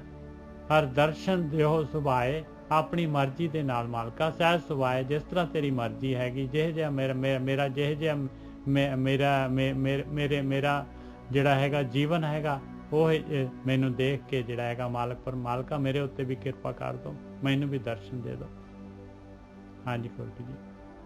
ਹਾਂਜੀ ਠੀਕ ਹੈ। ਸਾਧ ਸੰਗਤ ਜੀ ਕਹਿੰਦੇ ਜਨ ਨਾਨਕ ਤ੍ਰਿਪਤੇ ਗਾਏ ਗੁਣ, ਤ੍ਰਿਪਤੇ ਰੱਜਦਾ, ਗਾਏ ਗੁਣ। ਗੁਣ ਦਾ ਗਾਣ ਦਾ ਮਤਲਬ, ਗਾਏ ਦਾ ਮਤਲਬ ਭਗਤੀ ਕਰਦਾ ਹੈ। ਬਿਲਕੁਲ। ਹਾਂ, ਤੇ ਮੈਨੂੰ ਦਰਸ਼ਨ ਦਿਓ ਮੇਰੇ, ਮੈਂ ਵੀ ਉਹ ਜਿਨ੍ਹਾਂ ਦੇ ਵਿੱਚ ਮੈਂ ਵੀ ਹੈਗਾ ਜੀ। ਬਿਲਕੁਲ ਸਹੀ ਗੱਲ ਹੈ। ਦੇਖੋ ਆਪਾਂ ਨੂੰ ਜਾਚ ਸਿਖਾ ਰਹੇ, ਆਪਾਂ ਨੂੰ ਜਾਚ, ਮੈਂ ਸਾਰੀਆਂ ਜਿਹੜੀਆਂ ਉੱਤੇ ਲਾਈਨਾਂ ਲਿਖੀਆਂ ਨੇ, ਹਾਂ ਉਹਨਾਂ ਨੂੰ ਮੈਂ ਫੋਲੋ ਕਰ ਰਿਹਾ, ਔਰ ਮੈਂ ਫਿਊਜ਼ ਮਾੜਾ ਨਹੀਂ ਲਾਵਾਂਗਾ, ਮੈਂ ਡਾਇਰੈਕਟ ਆ ਗਿਆ। ਡਾਇਰੈਕਟ ਪ੍ਰਮਾਤਮਾ ਨਾਲ ਕਮਿਊਨੀਕੇਟ ਕਰ ਰਹੇ ਨੇ। ਉਹ ਕਹਿੰਦੇ ਮੈਨੂੰ ਫਿਊਜ਼ ਦੀ ਲੋੜ ਹੀ ਨਹੀਂ, ਕਿਉਂਕਿ ਫਿਊਜ਼ ਸੜਿਆ ਵਿੱਚ ਪਾ ਲਿਆ ਤੇ ਮੇਰਾ ਗੱਡੀ ਤੇ ਮੇਰੇ ਘਰ ਤੇ ਸਪਲਾਈ ਹੋਣੀ ਨਹੀਂ, ਭਾਵੇਂ 100 ਸਾਲ ਫਿਊਜ਼ ਲੱਗਾ ਰਹੇ। ਮੁੜ ਕੇ ਫਿਊਜ਼ ਵਾਲੇ ਨੇ ਕਹਿਣਾ ਕਿ ਤੁਹਾਡੀ ਘਰ ਦੀ ਵਾਇਰਿੰਗ ਖਰਾਬ ਹੈ, ਪੂਰੀ ਵਾਇਰਿੰਗ ਬਦਲਾਓ। ਮੁੜ ਕੇ ਪੰਗਾ ਪੈਣਾ ਨਿਜਰ ਸਾਹਿਬ। ਹਾਂ ਬੈਰਿੰਗ ਬਦਲਾਓ। ਹੁਣ ਤੁਸੀਂ ਕਹਿਣਾ ਕਿ ਬੈਰਿੰਗ ਕਿੱਥੋਂ ਬਦਲੀਏ, ਬੈਰਿੰਗ ਤੇ ਬੜਾ ਔਖਾ ਕੰਮ ਹੈ। ਔਰ ਇਸੇ ਤਰ੍ਹਾਂ ਫਿਊਜ਼ ਵਾਲੇ ਲੋਕਾਂ ਨੂੰ ਕਹਿੰਦੇ ਕਿ ਮਤਲਬ ਕਿ ਤੁਹਾਡੀ ਵਾਇਰਿੰਗ ਸਹੀ ਕਰੋ, ਤੇ ਉਹ ਵਿਚਾਰੇ ਕਿਤੇ ਪੱਖਾ ਵੇਂਦੇ ਆ, ਕਿਤੇ ਟਿਊਬ ਚੈੱਕ ਕਰਦੇ ਆ, ਉਹ ਕਿਤੇ VCR ਵੇਂਦੇ ਆ, ਕਿਤੇ TV ਵੇਂਦੇ ਆ, ਕਿਤੇ ਫ੍ਰਿਜ ਵੇਂਦੇ ਆ। ਉਹ ਕਹਿੰਦੇ ਸਮਾਨ ਸ਼ਾਇਦ ਸਾਡਾ ਸਮਾਨ ਹੀ ਖਰਾਬ ਆ। ਉਹ ਸਮਾਨ ਦਾ ਮਤਲਬ ਤੁਹਾਡੀ ਬੁੱਧੀ ਕਹਿੰਦੇ ਖਰਾਬ ਹੈਗੀ ਆ। ਪੱਖਾ ਬੰਦ ਕਰੋ, ਕਹਿੰਦੇ ਕਿ ਉਹ ਜਿੱਦਾਂ ਉਹ ਬਲਦ ਨਹੀਂ ਵੇਂਦਾ ਕੋਹਲੂ ਦਾ ਬੈਲ, ਉਸ ਤਰ੍ਹਾਂ ਇਨਸਾਨ ਬੱਝਾ ਹੋਇਆ, ਇਨਸਾਨ ਜੀਵਨ ਭਰ ਉਹ ਕੋਹਲੂ ਦੇ ਬੈਲ ਵਾਂਗ ਨਿਜਰ ਸਾਹਿਬ ਘੁੰਮੀ ਜਾਂਦਾ। ਕੋਈ ਜੀਵਨ ਚ ਸੁੱਖ ਨਹੀਂ ਆਉਂਦਾ, ਕੁਝ ਆਨੰਦ ਨਹੀਂ ਆ, ਕੋਈ ਸੁੱਖ ਦੀ ਪ੍ਰਾਪਤੀ ਨਹੀਂ, ਕੋਈ ਦੁੱਖਾਂ ਤੋਂ ਮੁਕਤੀ ਨਹੀਂ ਹੋ ਰਹੀ, ਤੇ ਬੰਦਾ ਏਦਾਂ ਹੀ ਆਪਣਾ ਜੀਵਨ ਬਰਬਾਦ ਕਰ ਲੈਂਦਾ। ਕਿਉਂਕਿ ਇਨਸਾਨ ਦੀ ਇੱਕ ਛੋਟੇ ਹੁੰਦੇ ਤੋਂ ਇੱਕ ਬੜੀ ਮਜਬੂਰੀ ਆ। ਇਹ ਭੇਡਾਂ ਚ ਰਹਿ ਕੇ ਖੁਸ਼ ਆ, ਇਹ ਚਾਹੁੰਦਾ ਕਿ ਮੇਰੀ ਕੋਈ ਉਂਗਲ ਫੜ ਕੇ ਲਈ ਫਿਰੇ। ਤੇ ਬਾਣੀ ਚ ਕਹਿੰਦੀ ਕਿ ਤੂੰ ਸ਼ੇਰ ਆ। ਗੁਰੂ ਗੋਬਿੰਦ ਸਿੰਘ ਜੀ ਨੇ ਤੇ ਸਾਡਾ ਨਾਂ ਦਿੱਤਾ ਸਿੰਘ। ਭੇਡ ਨਹੀਂ ਹੋਊਗੀ, ਤੁਸੀਂ ਇੱਕ ਹੀ ਬੜੇ। ਸ਼ੇਰਾਂ ਦੀ ਕਿਤੇ ਵੇਖਿਆ? ਸ਼ੇਰ ਕਿਤੇ ਜੰਗਲਾਂ ਚ ਵੇਖਿਆ? ਭੇਡਾਂ ਨੂੰ ਤੁਰੇ ਫਿਰਦੇ, ਭੇਡਾਂ ਕੱਲਾ ਸ਼ੇਰ ਤੁਰਿਆ ਫਿਰਦਾ ਵੱਖੋ ਵੱਖ ਆਪਣੀ ਮਰਜ਼ੀ। ਤੇ ਤਾਂ ਹੀ ਸਾਨੂੰ ਗੁਰੂ ਗੋਬਿੰਦ ਸਿੰਘ ਨੇ ਸਿੰਘ ਦਿੱਤਾ ਸੀ ਕਿ ਤੁਸੀਂ ਡਰਨਾ ਨਹੀਂ, ਕਿ ਤੁਸੀਂ ਇਸ ਜੀਵਨ ਦੇ ਉੱਪਰ ਜਿਹੜਾ ਨਾ ਤੁਸੀਂ ਇਕੱਲੇ ਜਾਣਾ ਹੈ, ਕਿਉਂਕਿ ਸਿੰਘ ਹੀ ਤੁਹਾਨੂੰ ਬਣਨਾ ਪਊਗਾ। ਸ਼ੇਰ ਵਾਂਗੂ ਬਹਾਦਰੀ ਆਪਣੇ ਅੰਦਰ ਪ੍ਰਵੇਸ਼ ਕਰਨਾ, ਡਰ ਲੱਗ ਸਕਦਾ, ਔਖਾ ਵਾ ਨਾਮ ਜਪਣਾ, ਪਰ ਤੁਸੀਂ ਜਪਣਾ। ਹਾਂਜੀ ਨਿਜਰ ਸਾਹਿਬ ਅੱਗੇ ਚਲੀਏ। ਅੱਗੇ ਪੌੜੀ ਆ ਗਈ ਜੀ, ਜਿਹਦੇ ਵਾਸਤੇ ਸ਼ਲੋਕ ਲੱਗੇ ਸੀਗੇ, 3 ਸ਼ਲੋਕ ਸੀਗੇ ਇਹਦੇ ਵਿੱਚ। ਗੁਰ ਪੂਰੇ ਕੀ ਦਾਤ ਨਿਤ ਦੇਵੈ ਚੜੇ ਸਵਾਈਆ, ਕਹਿੰਦੇ ਆਇਆ ਭਾਈ ਪੂਰੇ ਗੁਰੂ ਦੀ ਦਾਤ। ਜਿਹੜਾ ਧਿਆਨ ਸਿਮਰਨ ਕਰਨ ਲੱਗ ਪਿਆ, ਕਹਿੰਦੇ ਪੂਰੇ ਗੁਰੂ ਦੇ ਲੜ ਲੱਗ ਗਿਆ, ਦਾਤ ਆ ਜਾਣੀ ਆ ਉਹਦੇ ਕੋਲ, ਬਖਸ਼ਿਸ਼ ਆ ਜਾਣੀ ਆ ਉਹਦੇ ਕੋਲ। ਗੁਰ ਪੂਰੇ ਕੀ ਦਾਤ ਨਿਤ ਦੇਵੈ, ਕਹਿੰਦੇ ਨਿਤ ਦੇਣਾ, ਨਿਤ ਜਿਹੜਾ ਹਰ ਰੋਜ਼, ਕੋਈ ਦਿਨ ਨਾਗਾ ਨਹੀਂ ਜਾਂਦਾ, ਕੋਈ ਸਮਾਂ ਨਹੀਂ, ਹਮੇਸ਼ਾ ਹੀ ਸਦਾ ਹੀ ਚੱਲਦੀ ਹੈ ਗੱਲ। ਗੁਰਪੂਰੇ ਕੀ ਦਾਤ ਨਿਤ ਦੇਵੈ ਚੜੇ ਸਵਾਈਆ, ਉਹਦੀ ਤਰੱਕੀ ਦਿਨ ਦੁਣੀ ਰਾਤ ਚੌਗਣੀ ਤਰੱਕੀ ਹੋ ਜਾਂਦੀ ਹੈ। ਤੁਸ ਦੇਵੇ ਆਪ ਦਿਆਲ ਨਾ ਛਪੇ ਛਪਾਈਆ, ਕਹਿੰਦੇ ਖੁਸ਼ ਹੋ ਕੇ ਉਹ ਮਾਲਕ ਪਰਮਾਤਮਾ ਦਿਆਲੂ ਕਿਰਪਾਲੂ ਆਪ ਦਿੰਦਾ ਹੈ ਦਾਤ, ਕਹਿੰਦੇ ਛੁਪਦੀ ਨਹੀਂ ਆ ਭਾਈ, ਚਾਹੇ ਜਿੰਨਾ ਮਰਜੀ ਛੁਪਾਉਣ ਦੀ ਕੋਸ਼ਿਸ਼ ਕਰ ਲੈ, ਜੇ ਮਰਜੀ ਭੇਖ ਦੇ ਵਿੱਚ ਹੋਏ, ਨਹੀਂ ਛੁਪੇਗਾ ਭਾਈ। ਬ੍ਰਹਮ ਗਿਆਨੀ ਪ੍ਰਗਟ ਹੋਏਗਾ ਹੀ ਹੋਏਗਾ। ਜਿਹੜਾ ਨਾਮ ਅਭਿਆਸੀ ਹੈਗਾ ਉਹਦੀ ਸੋਭਾ ਲੋਕ ਪਰਲੋਕ ਦੇ ਵਿੱਚ ਹੋਣੀ ਆ। ਗੁਰ ਪੂਰੇ ਕੀ ਦਾਤ ਨਿਤ ਦੇਵੇ ਚੜੇ ਸਵਾਈਆ, ਤੁਸ ਦੇਵੇ ਆਪ ਦਿਆਤ ਨਾ ਛਪੇ ਛਪਾਈਆ। ਹਾਂਜੀ ਵੀਰ ਜੀ। ਠੀਕ ਹੈ ਜੀ। ਸਾਧ ਸੰਗਤ ਜੀ, ਗੁਰਪੂਰੇ ਕੀ ਦਾਤ ਨਿਤ ਦੇਵੇ ਚੜੇ ਸਵਾਈਏ ਸਵਾਈਆ ਵੱਧਦੀ ਆ। ਹੁਣ ਦੇਖੋ ਖੁਸ਼ਬੂ ਨੂੰ ਕਿੱਦਾਂ ਲੁਕਾ ਲੋਗੇ, ਦੱਸੋ। ਲੁਕਣੀ ਹੋ ਬਿਲਕੁਲ। ਉਹਨੂੰ ਕਿੱਥੋਂ ਲੁਕਾ ਲਓ? ਪਰਮਾਤਮਾ ਪ੍ਰਗਟ ਹੋਵੇ ਤੇ ਉਹ ਕਿਸੇ ਦੀ ਹਿੰਮਤ ਇਹਨੂੰ ਰੋਕ ਲੈਣ ਦੀ ਨਾ। ਉਹਦੇ ਜਿਹਦੀ ਬੰਦਾ ਲੰਘੂ ਉਹਦੀ ਖੁਸ਼ਬੂ ਉਹਨੂੰ ਹੀ ਘੁੰਮੀ ਜਾਣੀ। ਬਿਲਕੁਲ। ਜਦੋਂ ਬੰਦਾ ਮਰ ਜਾਂਦਾ ਹੈ ਸਾਧ ਸੰਗਤ ਜੀ, ਬੰਦੇ ਦੀ ਪਰਖ ਪਤਾ ਕਿੱਥੇ ਹੁੰਦੀ ਜੇ? ਜਦੋਂ ਬੰਦਾ ਮਰੂਗਾ ਬਦਬੂ ਆਉਂਦੀ ਉਹਦੇ ਸਰੀਰ ਚੋਂ। ਜਿਹਨੇ ਨਾਮ ਜਪਿਆ ਹੁੰਦਾ ਉਹਦੇ ਸਰੀਰ ਚੋਂ ਬਦਬੂ ਨਹੀਂ ਆਉਂਦੀ। ਕਿ ਅੰਦਰ ਗੰਦਮੰਦ ਨੇ ਇਕੱਠਾ ਕੀਤਾ, ਉਹਦੇ ਸਰੀਰ ਚੋਂ ਮਹਿਕ ਆਉਂਦੀ ਉਹ ਗੰਦਮੰਦ। ਪਰ ਜਿਹੜਾ ਬੰਦੇ ਪਵਿੱਤਰ ਹੁੰਦੇ ਆ, ਦੇਖੋ ਸੰਤਾਂ ਨੂੰ ਕਹਿੰਦੇ ਨੇ ਕਿ ਇਹਨਾਂ ਨੂੰ ਨਹੀਂ ਸਾੜਨਾ, ਨਹੀਂ ਆਪਾਂ ਇਹਨਾਂ ਨੂੰ ਜਲ ਪ੍ਰਵਾਹ ਕਰ ਦੋ। ਅਸੀਂ ਚਾਹੁੰਦੇ ਹਾਂ ਕਿ ਇਹ ਜਿਹੜੀ એનર્ਜੀ ਆ ਉਹ ਧਰਤੀ ਤੇ ਰਵੇ, ਉਹਨੂੰ ਬਰਨ ਨਹੀਂ ਕਰ ਦੇਣਾ। ਨਿੱਜਰ ਸਾਹਿਬ, ਉਹਦੇ ਰੀਜ਼ਨ ਹੈ, ਬੜੇ ਰੀਜ਼ਨ। ਹੁਣ ਵੇਖੋ ਆਮ ਲੋਕੀ ਆਪਾਂ ਕਹਿੰਦੇ ਨਾ ਬੱਚਿਆਂ ਦੇ ਉਹ ਜੀ ਮੁਸਲਮਾਨ ਨੱਪਦੇ, ਤੇ ਆਪਣੇ ਵੀ ਛੋਟੇ ਬੱਚੇ ਨੂੰ ਆਪਾਂ ਮਿੱਟੀ 'ਚ ਨੱਪਦੇ। ਕਰੈਕਟ। ਤਾਂ ਵਿਧੀਆਂ ਬੜੀਆਂ ਨੇ, ਵੱਖੋ ਵੱਖ ਵਿਧੀਆਂ ਬੜੀਆਂ ਨੇ। ਕੁਛ ਕਿਸੇ ਨੂੰ ਸੂਟ ਕਰਦੀ ਹੈ, ਕੋਈ ਕਿਸੇ ਨੂੰ ਸੂਟ ਕਰਦੀ ਆ। ਸਮੇਂ ਦੇ ਹਿਸਾਬ ਨਾਲ ਜਿਹੜੀ ਆ ਉਹ ਸਾਰੇ ਆਪੋ ਆਪਣੀ ਜਗ੍ਹਾ ਠੀਕ ਹੈਗੇ। ਹਾਂਜੀ ਨਿੱਜਰ ਸਾਹਿਬ, ਅੱਗੇ ਚੱਲੀਏ। ਹਿਰਦੇ ਕਮਲ ਪ੍ਰਗਾਸ ਉਨਮਨ ਲਿਵ ਲਾਈਆ। ਕਹਿੰਦੇ ਉਹਦੇ ਤਾਂ ਹਿਰਦੇ ਦਾ ਕਮਲ ਜਿਹੜਾ ਹੈਗਾ, ਜਿਹੜਾ ਮੁੱਦਾ ਪਿਆ ਸੀਗਾ, ਕਮਜ਼ੋਰ ਸੀਗਾ, ਜਿਹੜਾ ਜਿਹਦੇ ਅੰਦਰ ਜਿਹੜਾ ਵਿਸ਼ੇ ਵਿਕਾਰਾਂ ਦਾ ਜਲ ਸੀਗਾ, ਕਹਿੰਦੇ ਉਹ ਪ੍ਰਕਾਸ਼ਿਤ ਹੋ ਗਿਆ, ਉਹਦੇ ਅੰਦਰ ਅੰਮ੍ਰਿਤ ਜਲ ਆ ਗਿਆ, ਖਿੜ ਗਿਆ ਕਮਲ। ਉਨਮਨ ਲਿਵ ਲਾਈਆ। ਕਹਿੰਦੇ ਉਹਦੀ ਤਾਂ ਮਨ ਜਿਹੜਾ ਹੈਗਾ ਮਾਇਆ ਵੱਲੋਂ ਉਨਮਨ ਹੋ ਗਿਆ। ਉਹ ਜਿਹੜੀ ਹੈਗੀ ਉਹਦੇ ਵਿਚਾਰਾਂ ਤੋਂ ਮੁਕਤ ਹੋ ਗਿਆ, ਮਾਇਆ ਦੇ ਵਿਚਾਰਾਂ ਤੋਂ। ਉਹਦੀ ਜਿਹੜੀ ਸਹਿਜ ਅਵਸਥਾ ਦੇ ਵਿੱਚ ਜਿਹੜੀ ਹੈ ਲਿਵ ਲੱਗ ਗਈ ਪਰਮਾਤਮਾ ਦੇ ਨਾਲ। ਹਾਂਜੀ ਗੁਰਕੀ ਜੀ। ਠੀਕ ਹੈ ਸਾਧ ਸੰਗਤ ਜੀ, ਦੇਖ ਲਓ ਹੁਣ ਜਦੋਂ ਆਪਾਂ ਧਿਆਨ ਸਿਮਰਨ ਕੀਤਾ ਤੇ ਕੀ ਹੁੰਦਾ ਕਿ ਜਦੋਂ ਆਪਾਂ ਨਿਰਵਿਚਾਰ ਸਮਾਧੀ 'ਚ ਜਾਂਦੇ ਹਾਂ ਨਾ, ਤੇ ਉਹਦੇ ਨਾਲ ਕੀ ਹੁੰਦੀ ਕਿ ਸਾਡੀ ਚੇਤਨਾ ਜਿੱਦਾਂ ਮਤਲਬ ਕੋਈ ਚੀਜ਼ ਨੱਪੀ ਆ, ਉਹ ਉੱਪਰ ਨੂੰ ਆਉਂਦੀ, ਉਹਨੂੰ ਮੌਕਾ ਮਿਲਦਾ ਹੈ। ਕਿਉਂਕਿ ਤੇ ਮਨ ਨਹੀਂ ਹੈਗਾ ਨਾ ਨਿੱਜਰ ਸਾਹਿਬ, ਨਾ ਬੁੱਧੀ ਹੈਗੀ, ਨਾ ਚਿੱਤ ਹੈਗਾ। ਜਦੋਂ ਆਪਾਂ ਨਿਰਵਿਚਾਰ ਹੋ ਜਾਂਦੇ ਆਪਾਂ ਬ੍ਰਹਮ ਲੀਨ ਹੁੰਦੇ ਹਾਂ। ਜਾਗਰਤ ਅਵਸਥਾ ਦੀ ਮੈਂ ਗੱਲ ਕਰਦਾ, ਜਦੋਂ ਸਮਾਧੀ ਲੀਨ ਹੁੰਦੇ ਹਾਂ। ਹੁਣ ਸੰਗਤ ਜਿਹੜੀ ਸੁਣਦੀ ਕਥਾ ਜਿਹੜੀ ਸੁਰਤੀ ਕਾਦਰ ਹੋ ਗਈ, ਇੱਕ ਨੀਂਦ ਨਹੀਂ ਹੈਗੀ, ਇਹਨੂੰ ਸਮਾਧੀ ਕਹਿੰਦੇ ਆਪਾਂ। ਉਹਦੇ ਚ ਹੁੰਦਾ ਕਿ ਤੁਹਾਡੀ ਚੇਤਨਾ ਹੈ ਨਾ ਉਹ ਪ੍ਰਗਟ ਹੁੰਦੀ ਹੈ, ਜਿੱਦਾਂ ਉਹ ਹਿਲਦੀ ਆ, ਜਿੱਦਾਂ ਨੂੰ ਮੌਕਾ ਮਿਲਦਾ ਹੈ। ਜਾਗਰਤ ਅਵਸਥਾ ਚ ਪ੍ਰਗਟ ਹੋਣੀ ਆ, ਬੇਹੋਸ਼ੀ ਚ ਤੇ ਪ੍ਰਗਟ ਨਹੀਂ ਹੋਣੀ, ਕਿਉਂਕਿ ਉੱਥੇ ਬੇਹੋਸ਼ੀ ਚ ਤੇ ਮਨ ਹੀ ਨਹੀਂ ਹੈਗਾ। ਉੱਥੇ ਮਨ ਜਾਗਰਤ ਬੈਠਾ ਵਾ, ਚੇਤਨਾ ਕਹਿੰਦੀ ਆ ਕਿ ਮਨ ਸ਼ਾਂਤ ਆ, ਚਿੱਤ ਵੀ ਸ਼ਾਂਤ ਆ, ਬੁੱਧੀ ਵੀ ਸ਼ਾਂਤ ਆ। ਕਿਉਂ ਨਾ ਮੈਂ ਘਰੋਂ ਬਾਹਰ ਆਵਾਂ, ਮੈਨੂੰ ਇੰਝ ਲੱਗਦਾ ਮੇਰੇ ਦਰਵਾਜ਼ੇ ਤੇ ਵਾਚਮੈਨ ਨਹੀਂ ਹੈਗਾ ਹੁਣ। ਨਿੱਜਰ ਸਾਹਿਬ, ਉਹ ਫਿਰ ਬਾਹਰ ਆਉਂਦੀ ਆ, ਪਹਿਲੇ ਦਿਨ ਮਹਾਰਾਜ ਸਿਰ ਬਾਹਰ ਕੱਢਦੀ ਆ, ਫਿਰ ਵਿਚਾਰ ਆ ਜਾਂਦਾ, ਫਿਰ ਅੰਦਰ ਚੱਲ ਜਾਂਦੀ ਆ, ਓਹੋ ਨਹੀਂ ਮੈਂ ਨਹੀਂ ਹੋਣਾ। ਫਿਰ ਆਪਾਂ ਸਾਧਨਾ ਕਰਦੇ ਹਾਂ, ਫਿਰ ਪ੍ਰਮਾਤਮਾ ਦੇ ਗੜੀ ਕਰਦੇ ਹਾਂ ਕਿ ਮੇਰੇ ਪਿਤਾ ਮਿਹਰ ਕਰ ਮੇਰੇ ਮਾਲਿਕ, ਮੈਨੂੰ ਸਮਾਧੀ ਦੇ। ਫਿਰ ਸਮਾਧੀ ਮਿਲਦੀ ਨਿਰਵਿਚਾਰ। ਫਿਰ ਹੌਲੀ ਹੌਲੀ ਕਰਕੇ ਚੇਤਨਾ ਸਾਡੀ ਉਹ ਘਰ ਚੋਂ ਬਾਹਰ ਆਉਂਦੀ ਆ, ਪ੍ਰਗਟ ਹੁੰਦੀ, ਉਹ ਪ੍ਰਗਟ ਹੋ ਕੇ ਫਿਰ ਵਹਿੰਦੀ ਆ ਸੱਜੇ ਖੱਬੇ ਅੱਗੇ ਪਿੱਛੇ। ਹਜੇ ਕਮਜ਼ੋਰ ਹੈ, ਹਜੇ ਬੱਚੀ ਹੈ, ਵੱਡੀ ਨਹੀਂ, ਪਾਵਰਫੁਲ ਨਹੀਂ ਹੈਗੀ ਉਹ, ਪਰ ਥੋੜੀ ਨਾਭੀ ਤੱਕ ਆਉਂਦੀ ਆ। ਫਿਰ ਹੋਰ ਥੋੜਾ ਜਿਹਾ ਜੋਸ਼ ਆਉਂਦਾ। ਜਦੋਂ ਨਾਭੀ ਚ ਆ ਗਈ ਤੁਸੀਂ ਸ਼ੇਰ ਹੋ ਜਾਣਾ, ਸਾਨੂੰ ਤੇ ਫਿਰ ਰੋਕਣਾ ਬੜਾ ਔਖਾ। ਭਾਵੇਂ ਕਰੋੜ ਬੰਦਾ ਇੱਕ ਸਾਈਡ ਤੇ ਖਲੋਤਾ ਵਾ, ਤੁਹਾਡਾ ਹੌਸਲਾ ਤੋੜ ਹੀ ਨਹੀਂ ਸਕਦਾ, ਕਿਉਂਕਿ ਚੇਤਨਾ ਪ੍ਰਗਟ ਹੋ ਗਈ, ਨਾਭੀ ਤੱਕ ਆ ਗਈ ਹੈ। ਉਹ ਨਾਭੀ ਤਾਂ ਥੋੜੀ ਉੱਪਰ ਆ ਗਈ, ਦਿਲ ਤੱਕ ਆ ਗਈ। ਬੜਾ ਅਸੀਮ ਪਿਆਰ, ਪਤਾ ਲੱਗੂਗਾ ਲਾਗੇ ਬੰਨੇ, ਲੋਕੀ ਕਹਿਣਗੇ ਬੰਦਾ ਵੀ ਉਹੀ ਆ, ਪਰ ਬੰਦਾ ਅੰਦਰੋਂ ਬਦਲ ਗਿਆ, ਗੱਲ ਕਰਨ ਦਾ ਤਰੀਕਾ ਬਦਲ ਗਿਆ। ਅੱਜ ਇੱਕ ਕੁੜੀ ਕਹਿੰਦੀ ਆ, ਮੈਂ ਕੁੜੀ ਨੂੰ ਕਿਹਾ ਏਦਾਂ ਕਰ, ਐਕਸਪੈਰੀਮੈਂਟ ਕਰਨਾ, ਤੂੰ ਸਾਧਕ ਹੈਗੇ, ਮੈਂ ਕਿਉਂਕਿ ਸੱਸ ਦੇ ਨਾਲ ਮੇਰੀ ਘੱਟ ਬਣਦੀ ਆ, ਮੈਂ ਏਦਾਂ ਕਰਨਾ, ਮੈਂ ਮੇਰੇ ਕਹਿਣ ਤੇ 3-4 ਦਿਨ ਨਾ ਆਪਣੀ ਸੱਸ ਦੀਆਂ ਨਾ ਲੱਤਾਂ ਘੁੱਟਣੀਆਂ। ਇਹਦੀ ਠੀਕ ਹੈ ਜੀ। ਅੱਜ 5 ਦਿਨਾਂ ਬਾਅਦ ਮੈਨੂੰ ਫੀਡਬੈਕ ਦਿੱਤੀ ਹੈ, ਕਿਉਂਕਿ ਛੋਟੇ ਨਿੱਜਰ ਸਾਹਿਬ ਮੈਂ ਵੀ ਪ੍ਰੋਜੈਕਟ ਦਿੰਦਾ ਹੀ ਆ ਬੰਦਿਆਂ ਨੂੰ ਕਿ ਦੋਸਤੀ ਕਿੱਦਾਂ ਪਾਉਣੀ ਹੈ। ਮੈਂ ਸੱਸ ਨਾਲ ਤੇਰੀ ਦੋਸਤੀ ਪੈ ਗਈ, ਤੇਰਾ ਘਰ ਤੇ ਸਵਰਗ ਹੈ। ਠੀਕ ਹੈ ਜੀ। ਉਹ ਸੱਸ ਕਹਿੰਦੀ ਆ ਕਿ ਮੇਰੀਆਂ ਲੱਤਾਂ ਦਰਦ ਕਰਦੀਆਂ, ਤੇ ਉਹ ਕਹਿੰਦੀ ਮੈਨੂੰ ਮੌਕਾ ਮਿਲ ਗਿਆ। ਕਹਿੰਦੀ ਹਾਂ ਮੰਮੀ ਲਿਆ, ਮੈਂ ਤੁਹਾਡੇ ਤੇਲ ਮਲ ਦਿੰਦੀ। ਉਹਨੇ ਸਰੋਂ ਦੀ ਤੇਲ ਦੀ ਸ਼ੀਸ਼ੀ ਲਿਆਂਦੀ, ਚਲੋ ਜਿਹਦੀ ਮਾਲਿਸ਼ ਕੀਤੀ, ਉਹ ਵਿਚਾਰੀ ਸੌਂ ਗਈ। ਬੜਾ ਚੰਗਾ ਲੱਗਾ ਉਹਨੂੰ। ਪਰ ਉਹ ਕਹਿੰਦੀ ਕਿ ਧੀਏ ਤੂੰ ਮਤਲਬ ਇਹ ਕਿਹੜਾ ਰੂਪ ਹੈ ਤੇਰਾ? ਮੈਂ ਅੱਜ ਇੰਨੇ ਸਾਲ ਹੋ ਗਏ ਆ ਮੇਰੇ ਨਾਲ ਤੂੰ ਰਹਿੰਦੀ ਆ, ਅੱਜ 14-15 ਸਾਲ ਦੇ ਤੇਰੇ ਬੱਚੇ ਹੋ ਗਏ ਆ, ਤੇ ਆਹ ਤੇਰਾ ਰੂਪ ਮੈਂ ਕਦੇ ਵੇਖਿਆ ਨਹੀਂ। ਤੂੰ ਤੇਰੀਆਂ ਕੁੜੀਆਂ ਪੜ੍ਹਨ, ਤੇਰੀਆਂ ਕੁੜੀਆਂ ਨੂੰ ਵੱਡੀ ਪੜ੍ਹਾਈ ਮਿਲੇ, ਤੇਰੇ ਬੱਚੇ ਇੱਥੇ ਜਾਣ ਉੱਥੇ ਜਾਣ, ਸੀਸਾਂ ਦਿੱਤੀਆਂ, ਬੜੀਆਂ ਸੀਸਾਂ ਦਿੱਤੀਆਂ।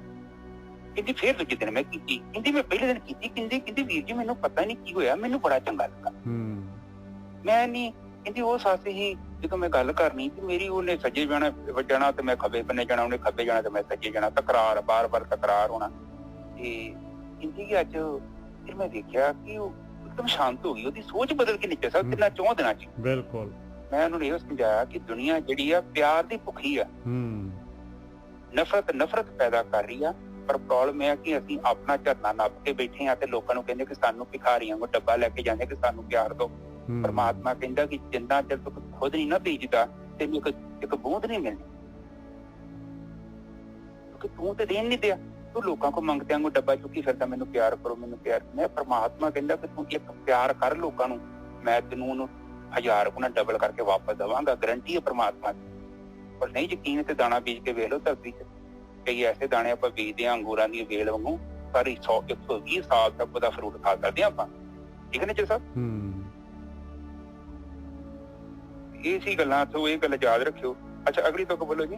ਅੱਛਾ ਹਾਂ, ਉਨਮਨੀ ਦਾ ਮਤਲਬ ਕੀ ਹੁੰਦਾ ਨੇਜਰ ਸਾਹਿਬ? ਉਨਮਨ ਦਾ ਮਤਲਬ ਹੁੰਦਾ ਮਾਇਆ ਤੋਂ ਪਰਤ ਕੇ, ਮਾਇਆ ਤੋਂ ਬਿਲਕੁਲ ਆਪੋਜ਼ਿਟ ਹੋ ਗਿਆ, ਮਨ ਦੇ ਪਿੱਛੇ ਨਹੀਂ, ਮਨ ਜਿਹੜਾ ਹੈਗਾ ਵਿਚਾਰ ਮੁਕਤ ਹੋ ਗਿਆ, ਸਹਿਜ ਸਮਾਧੀ ਦੇ ਵਿੱਚ ਆ ਗਿਆ, ਸਹਿਜ ਦੇ ਵਿੱਚ ਆ ਗਿਆ। ਹਾਂ ਬਿਲਕੁਲ ਠੀਕ ਹੈ ਸਾਧ ਸੰਗਤ ਜੀ। ਜਦੋਂ ਹਿਰਦੇ ਕਮਲ ਕਹਿਣ ਤੋਂ ਭਾਵ ਜਦੋਂ ਮੇਘ ਪ੍ਰਕਾਸ਼ ਬਰਸਾਤ ਜਿਹੜੀ ਥੱਲੋਂ ਹੋਈ, ਧਰਮ ਮੇਘ ਕਹਿੰਦੇ ਆ। ਫਿਰ ਕੀ ਹੋਣਾ ਹੈ ਕਿ ਕਵਲ ਜਿਹੜਾ ਹੈ, ਕਵਲ ਤੋਂ ਭਾਵ ਚੇਤਨਾ ਦਾ ਕਮਲ, ਚੇਤਨਾ ਜਿਹੜੀ ਸਾਡੀ ਚੇਤਨਾ ਹੈ, ਜਿਹੜਾ ਸਾਡੇ ਅੰਦਰ ਜਿਹੜਾ ਬੇਹੋਸ਼ੀ ਆ, ਅਸੀਂ ਬੇਹੋਸ਼ ਆ, ਨਾਰਮਲੀ ਤੌਰ ਤੇ ਬੰਦਾ ਬੇਹੋਸ਼ ਆ, ਫਿਰ ਅਸੀਂ ਜਾਗ ਜਾਂਦੇ ਹਾਂ, ਹੋਸ਼ ਚ ਆ ਜਾਂਦੇ ਹਾਂ, ਆਪਣੇ ਘਰ ਚ ਆ ਜਾਂਦੇ ਹਾਂ, ਨਿੱਜ ਸਰੂਪ ਚ ਆ ਜਾਂਦੇ ਹਾਂ, ਆਤਮਾ ਚ ਆ ਕੇ ਲੀਨ ਹੋ ਜਾਂਦੇ ਹਾਂ। ਫਿਰ ਕੀ ਹੁੰਦਾ, ਤੇ ਫਿਰ ਕਹਿੰਦੇ ਆ ਲਿਵ ਲਾਏ, ਤੇ ਸਾਡੀ ਫਿਰ ਕਿੰਨੀ ਬ੍ਰਹਮ ਦੇ ਨਾਲ ਲਿਵ ਲੱਗ ਜਾਂਦੀ, ਕਿਉਂਕਿ ਆਤਮਾ ਤੇ ਪਰਮਾਤਮਾ ਕੋਈ ਦੋ ਨਹੀਂ ਹੈਗੇ। ਫਿਰ ਅਸੀਂ ਬ੍ਰਹਮ ਚ ਹੀ ਆ ਗਏ, ਤੇ ਸਾਡੇ ਰਾਮ ਕਬੀਰਾ ਏਕ ਬੈ ਤੇ ਕੋਈ ਨਾ ਸਕੇ ਪਛਾਣੇ। ਠੀਕ ਹੈ ਨਾ? ਅਗਲੀ ਤੋਂ ਬੋਲੋ। ਜੇ ਕੋ ਕਰੇ ਉਸਦੀ ਰੀਸ ਸਿਰ ਛਾਈ ਪਾਈ ਆ। ਹੁਣ ਲੋਕਾਂ ਨੇ ਜਿਹੜਾ ਹੈਗਾ ਉਹਦੇ ਵਾਂਗੂ ਦੇਖਣਾ ਵੀ ਇਹਦੀ ਤਾਂ ਬਹੁਤ ਜ਼ਿਆਦਾ ਜਿਹੜੀ ਆ ਲੋਕੀ ਜਿਹੜੇ ਹੈਗੇ ਸੋਭਾ ਕਰ ਰਹੇ ਆ, ਔਰ ਇੰਨਾ ਜਿਹੜਾ ਖੁਸ਼ ਰਹਿੰਦਾ ਹਰ ਟਾਈਮ, ਖੇੜੇ 'ਚ ਰਹਿੰਦਾ ਹੈ। ਇਹਦਾ ਸਾਰੇ ਚਾਹੁੰਦੇ ਆ ਇਹਦਾ ਮਤਲਬ ਸਾਥ ਮਾਣਿਆ ਜਾਏ, ਇਹਦੀ ਸੰਗਤ ਕੀਤੀ ਜਾਏ, ਕਿਉਂ ਨਾ ਫਿਰ ਮੈਂ ਵੀ ਜਿਹੜਾ ਹੈਗਾ ਇਹੋ ਜਿਹਾ ਬਣ ਜਾਵਾਂ। ਤੇ ਉਹਨੇ ਰੀਸ ਕਰਨੀ ਆ, ਉਹਨੇ ਧਿਆਨ ਸਿਮਰਨ ਨਹੀਂ ਕਰਨਾ, ਉਹਨੇ ਉਹਦੇ ਵਰਗੇ ਕੱਪੜੇ ਪਾ ਲੈਣੇ, ਉਹਦੇ ਵਰਗਾ ਉਹਨੇ ਪੂਰਾ ਦਾ ਪੂਰਾ ਕਾਪੀ ਕਰ ਲੈਣਾ, ਕਾਪੀ ਪੇਸਟ ਕਰ ਲੈਣਾ। ਤੇ ਦੇਖੋ ਕਰੇ ਉਸਦੀ ਰੀਸ ਸਿਰ ਛਾਈ ਪਾਈ ਆ, ਕਹਿੰਦੇ ਉਹਦੇ ਸਿਰ ਤੇ ਤਾਂ ਸਵਾਈ ਪੈਣੀ ਆ ਭਾਈ। ਹਾਂਜੀ ਗੁਰੂ ਜੀ। ਉਹ ਕਹਿੰਦੇ ਆ ਕਿ ਉਹਦੀ ਵੇਲ ਵੇਖ ਕੇ ਨਾ ਕਈਆਂ ਦੇ ਕਲੇਜੇ ਸੜ ਜਾਣੇ ਆ। ਉਹਨਾਂ ਵੇਖਣਾ ਕਿ ਉਹਨਾਂ ਨਕਲੀ ਵੇਲ ਲੈ ਆਈਏ ਬਾਜ਼ਾਰੋਂ, ਆਰਟੀਫੀਸ਼ੀਅਲ ਫੁੱਲ, ਉਹ ਫਰੂਟ ਘਰੇ ਲਾ ਲੈਣੇ ਆ। ਹੁਣ ਤੁਸੀਂ ਆਰਟੀਫੀਸ਼ੀਅਲ ਲਿਆਓ ਫਰੂਟ ਤੇ ਫਲ, ਉਹ ਕੇ ਕੰਮ ਦੇ ਥੋੜੀ ਹੁੰਦੇ ਨੇ ਜਦ, ਪਰ ਸ਼ੋਅ ਕੇ ਚ ਲੋਕਾਂ ਨੂੰ ਭਰਮ ਪਾ ਦਿੰਦੇ ਹੋ। ਤੇ ਫਿਰ ਕਹਿੰਦੇ ਕਿ ਜੇ ਤੂੰ ਆਪਣੇ ਆਪ ਨੂੰ ਧੋਖਾ ਦੇਣਾ ਚਾਹੁੰਦਾ, ਇੱਥੇ ਸਵਾਹ ਪੈਣ ਦਾ ਮਤਲਬ ਇਹੋ ਹੀ ਆ ਕਿ ਤੂੰ ਧੋਖਾ ਦੇਣਾ ਚਾਹੁੰਦਾ ਤੇ ਫਿਰ ਨਕਲੀ ਫਰੂਟ ਖਰੀਦ ਲਿਆਵੀਂ। ਪਰ ਅਸਲ ਦੇ ਵਿੱਚ ਉਹ ਜਿਹੜੇ ਤੈਨੂੰ ਫੁੱਲ ਚ ਫਲ ਦਿਖਾਉਂਦੇ ਆ ਨਾ, ਉਹਨੇ ਮਿਹਨਤ ਬਹੁਤ ਕੀਤੀ, ਘਾਲਣਾ ਘਾਲੀ ਆ। ਜਿੰਨਾ ਨਾਮ ਤੇ ਆਇਆ ਗਏ ਮਸਕਤ ਕਾਲੇ, ਉਹ ਬੰਦੇ ਨੇ ਜਿੰਨਾ ਨਾਮ ਤੇ ਆਇਆ ਬੰਦਗੀ ਕੀਤੀ ਤੇ ਘਾਲਣਾ ਕਾਲੀ, ਦਿਨ ਦੇ ਵਿੱਚ ਸ਼ੁਰੂਆਤ ਪ੍ਰਮਾਤਮਾ ਦੇ ਨਾਮ ਤੋਂ ਕੀਤੀ ਹੈ, ਤੇ ਫਿਰ ਉਹਨੂੰ ਫਲ ਲੱਗੇ ਨੇ। ਇਹ ਨਕਲੀ ਫਲ ਤੇਰੇ ਕਿਸੇ ਕੰਮ ਦੇ ਨਹੀਂ, ਜਦੋਂ ਲਾ ਵੀ ਲਵੇਂਗਾ ਨਾ ਇਹਨਾਂ ਚ ਮਹਿਕ ਨਹੀਂ ਹੋਣੀ। ਠੀਕ ਹੈ ਨਜਰ ਸਾਹਿਬ? ਨਾਨਕ ਅੱਪੜ ਕੋਈ ਨਾ ਸਕੇ ਪੂਰੇ ਸਤਿਗੁਰ ਕੀ ਵਡਿਆਈ ਆ। ਕਹਿੰਦੇ ਭਾਈ ਦੇਖ ਲਾ, ਇਸ ਤਰੀਕੇ ਨਾਲ ਕੋਈ ਵੀ ਨਹੀਂ ਅੱਪੜ ਸਕਦਾ। ਇਹ ਪੂਰੇ ਗੁਰੂ ਦੀ ਜਿਹੜੀ ਹੈ ਵਡਿਆਈ ਆ, ਸਤੇ ਗੁਰੂ ਦੀ, ਜਿਹੜਾ ਸਤ ਹੈਗਾ ਔਰ ਜਿਹੜਾ ਗਿਆਨ ਸਤ ਹੈਗਾ, ਹਮੇਸ਼ਾ ਜਿਹਦੀ ਹੋਂਦ ਆ, ਜਿਹੜਾ ਹਮੇਸ਼ਾ ਵਾਸਤੇ ਇੱਕੋ ਹੀ ਹੈਗਾ। ਕਹਿੰਦੇ ਉਸ ਦੀ ਵਡਿਆਈ ਹੈ ਭਾਈ। ਜੇ ਤੈਨੂੰ ਵੀ ਚਾਹੀਦਾ ਹੈ, ਤੂੰ ਵੀ ਚਾਹੁੰਦਾ ਹੈ ਤੇ ਰੀਸ ਕਰਕੇ, ਤੇ ਭਾਈ ਤੂੰ ਫਿਰ ਰੀਸ ਕਰ ਬਈ ਤੂੰ ਵੀ ਐਸ ਜਿਹੜਾ ਉਹ ਕੰਮ ਕਰ ਰਿਹਾ ਆ, ਜਿਸ ਚੀਜ਼ ਕਾਰਵਾਈ ਦੇ ਨਾਲ ਉਹ ਇਸ ਸਟੇਜ ਤੇ ਪਹੁੰਚਿਆ ਹੈ, ਤੂੰ ਵੀ ਜਿਹੜਾ ਹੈਗਾ ਉਹ ਕੰਮ ਕਰ ਲਾ ਤੇ ਤੂੰ ਵੀ ਜਿਹੜਾ ਹੈਗਾ ਪਹੁੰਚ ਸਕਦਾ। ਹਾਂਜੀ ਵੀਰ ਜੀ। ਹਾਂ ਠੀਕ ਹੈ ਸਾਧ ਸੰਗਤ ਜੀ। ਉਹ ਕਹਿੰਦੇ ਆ ਕਿ ਜੇ ਤੇ ਤੇਰੇ ਮਨ ਚ ਆਉਂਦਾ ਕਿ ਘਰੇ ਬੱਤੀ ਜਗਾਉਣੀ ਹੈ, ਫਿਰ ਜਿਹਦੇ ਘਰ ਅਸਲੀ ਬੱਤੀ ਜਗੀ ਹੋਈ ਨਾ, ਉਹਦੇ ਕੋਲ ਪਹੁੰਚ, ਉਹਨੂੰ ਪੁੱਛ ਕਿ ਫਿਊਜ਼ ਕਿੱਥੋਂ ਲਿਆਂਦਾ ਈ। ਬਿਲਕੁਲ ਠੀਕ ਹੈ। ਉਹਨੂੰ ਪੁੱਛੀ, ਉਹ ਤੈਨੂੰ ਦੱਸ ਦੂਗਾ।